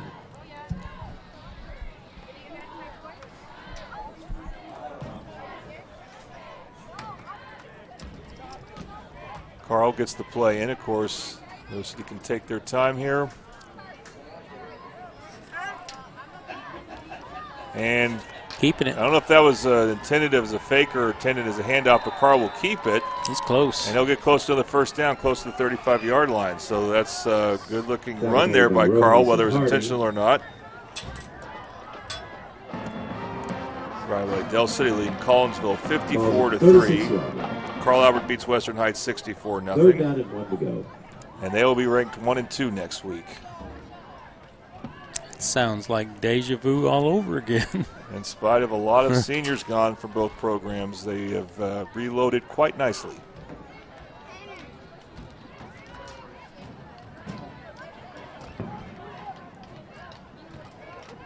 Carl, handoff. Gardner White has got plenty of room, and he may go the distance, and he does. Touchdown, Midwest City. We're going to have that for you on our Triple Elite Instant Replay, Triple Elite Screen Printing Replay, Triple Elite find world-class design, hot new styles of Triple Elite. Well, let's give some credit to this backup offensive line for the Bombers, Tom. I'm telling you, that's what I like to see. A lot of these guys out there are seniors and don't usually get to play a lot. And it's good to see them getting some time, and some of the juniors getting more experience. Last check of the Newcastle score is they lead Duncan 32-0 at halftime. So assuming that score holds, Bishop, McGuinness, and Newcastle will both go to 1-0 in Midwest City's district as well. So Tom, all 3 teams that go 1-0, Midwest City will be playing the other 2 the next 2 weeks. Bad snap there. They're going to try to go for 2, and it will be close, but not quite. That was a good. Chunk it forward. That was good thinking on his part, young man. I think that's Iden Johnson-Tolson who caught it. So no point after here. And it'll be 47-13. Bombers lead Southeast. You're watching Midwest City Bomber football on the Oklahoma Sports Network.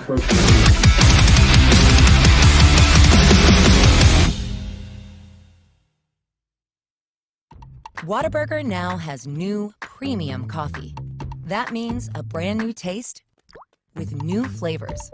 And it's coming in hot and iced cold. New hot and iced coffee from Whataburger, just like you like it. For the first time ever, Whataburger has iced coffee. So hey, get vanilla iced coffee with breakfast, caramel iced coffee with a snack. And for dinner, how about mocha iced coffee? Or just get plain. Nothing wrong with a classic. New iced coffee from Whataburger, just like you like it.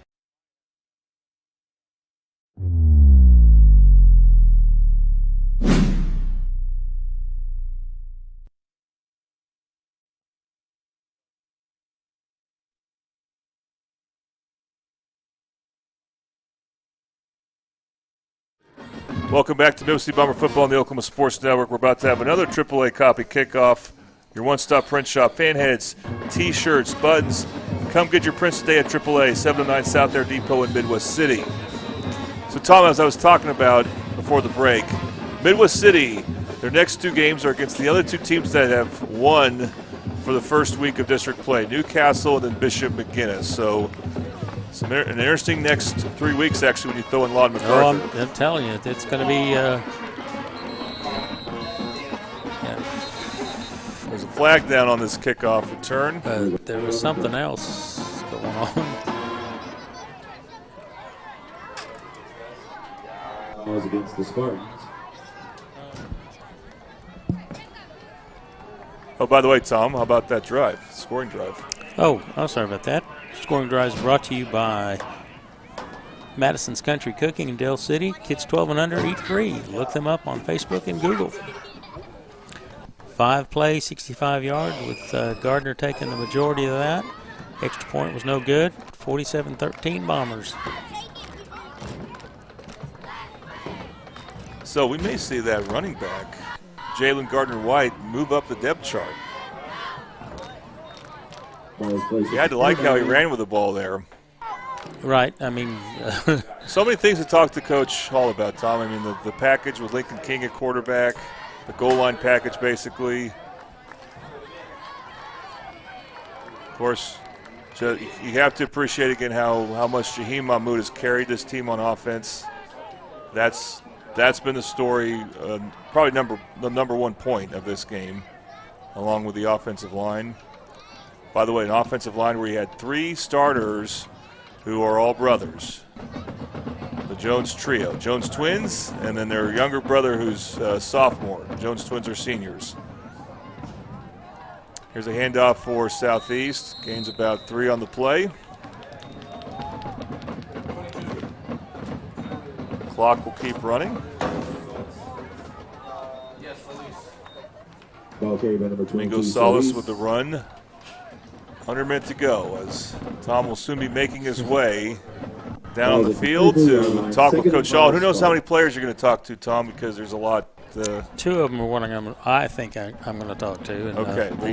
They happen to be very familiar with each other. They'll give you a good hint. All right. Well, I hope you can find them. And they're not hard to find as long as they're staying out in the field. And I guess, Tom, that's your pick for our player of the game for Buffalo Wild Wings? Yes, the Jones.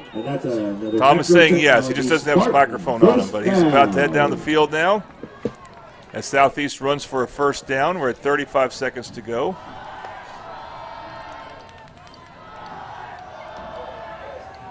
Tom and one of our interns, Dedrick, will head down there to get some coach and players interviews. The Patrick Newby post-game show. It should be interesting. Another handoff. Could be the last play of the game. Oh, Tom's back up here. He forgot his helmet. But now he's got it, so he's got to give him a little bit of time to get down there. This should be the last play of the game. That will end the Toonie Vice Houses fourth quarter. We forgot to mention them. We buy and renovate homes. We also lease, own, and finance homes throughout the state of Oklahoma with Toonie Vice Houses. 405-931-3046 is the phone number. Love you, Toonie Vice Houses. We also love our post-game sponsor. That is Patrick Newby. Patrick Newby Farmers Insurance. The Newby Agency is your local Oklahoma Farmers Insurance Agency in Mill City. They're family owned and operated and have been serving the public for over 40 years now. They're located off of 29th and Air Depot near Tinker Air Force Base. Come by and see us at 560 West Boeing Drive, Suite A, or give us a call at 405-733-7671. Your final score is Midwest City 47, Southeast 13. And all 6 years we've had their games on the Oklahoma Sports Network, Midwest City has started district play 1-0. That's the 1-0 that matters, not the opening game of the season. Not that that doesn't matter, but first game of district play, that's the 1-0 you value the most. And that's what Midwest City will get, as they are going to be in a 3-way tie with Newcastle and Bishop McGuinness atop their district, which I believe that's District 1 is the official name of that district. I get that confused with the other districts. Midwest City are in other sports.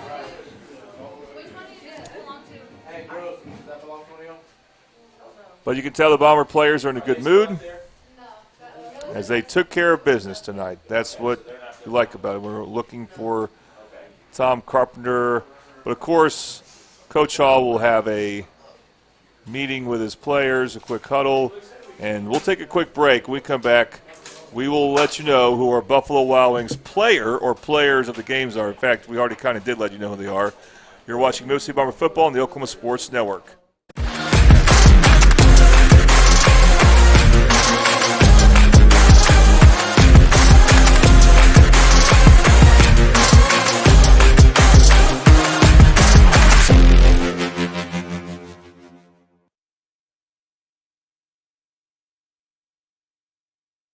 Have you ever seen an insurance commercial and ask yourself, are they really telling me the truth?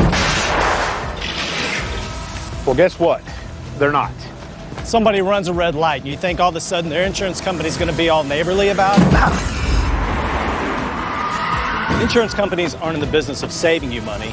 They're in the business of keeping your money. So remember, save our number in your phone so when tragedy strikes, call Rob and Will.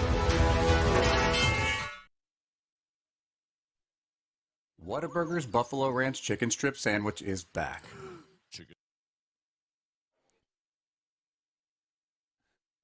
All right, welcome back to Mississippi Bomber Football on the Oklahoma Sports Network for the Patrick Newby postgame show. We're about to have Tom Carpenter. He's finding someone to talk to right as we speak. Let's go and turn his mic on.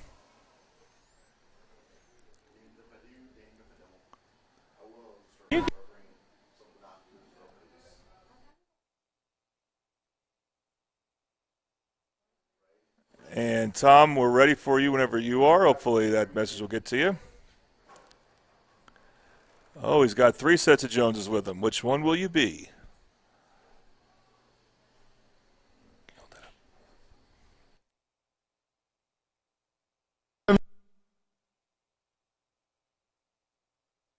You know, I know nothing better with my line.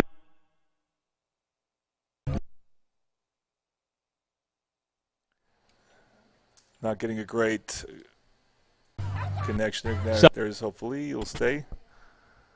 You guys, good games. You are our Buffalo Wild Wings players of the game. We can't feed you. We can't afford that, but you're still our players of the game. You guys did a great job. And you, young man, for stepping up. Thank you. Okay, you've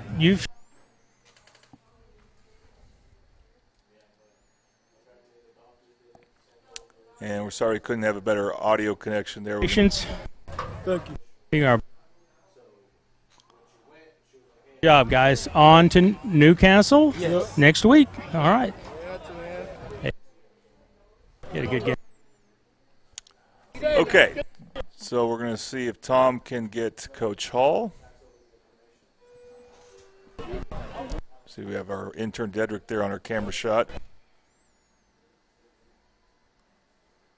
A little bit harder when we have away games. It's hard to get a good audio signal for away games, of course, because the Bombers are going to be on the opposite sideline of where we're closer to.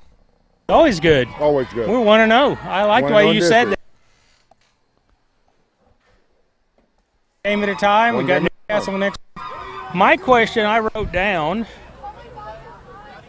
and I also was impressed with Mr. Gardner White.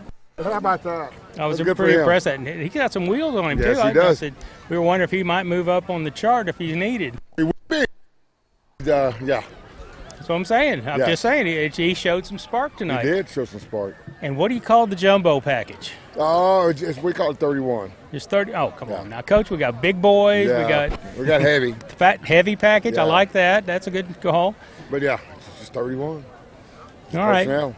I was one of the guys that time got hard. There were short of people. I'd run the fat man relay, Yeah, which was fine. there you go. I remember those days. But that it was okay until a bunch of guys left the team.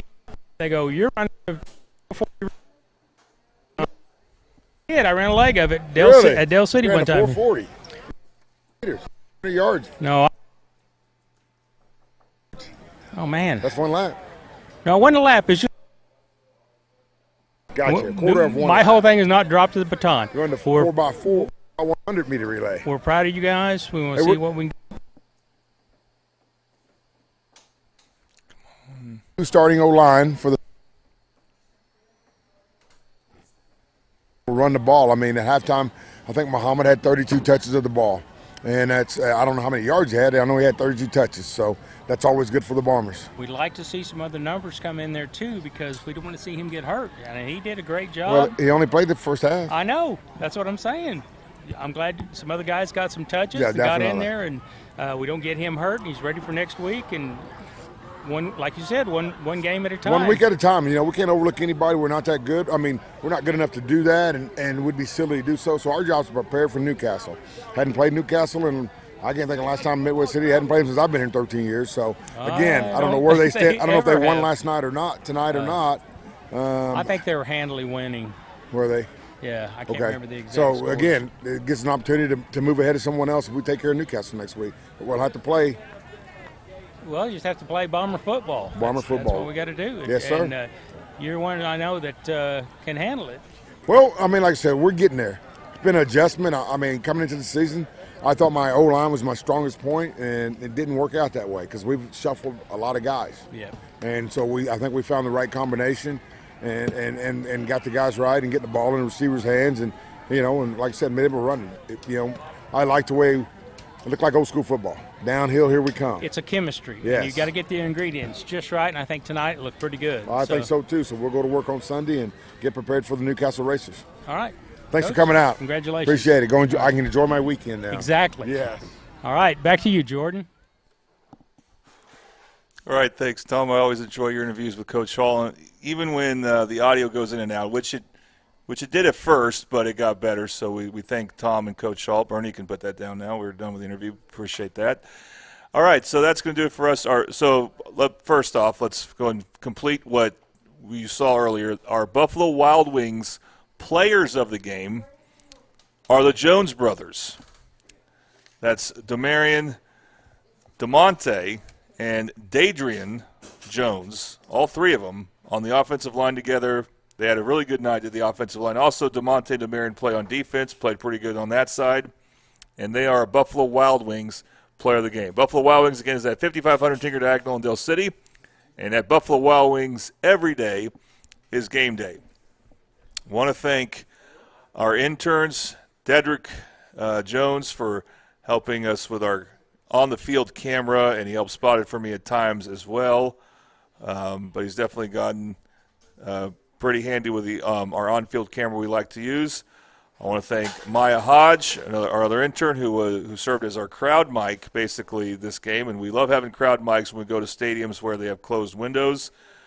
Bernie Wren for running camera again, and Sarai Rawls as a producer has gotten really, really good. So we thank all four of them. And, of course, love calling games with Tom Carpenter. So next week we'll do it again. I'll do it again back to Jim Darnell Stadium, where Midwest City at 1-0 in district play will take on 1-0 Newcastle in what is a massive game for Midwest City. If they want to host a playoff game, and they should want that badly, they need to beat Newcastle, plain and simple, and they'll have a chance to next week. And we'll have that game for you. Coverage will start at 6:30 as usual, kickoff at 7. All right, we had a great time tonight. Great time coming to you from Spiegel Stadium in Oklahoma City. And you've been watching Midwest City Bomber football on the Oklahoma Sports Network. Thanks for watching this presentation of the Oklahoma Sports Network.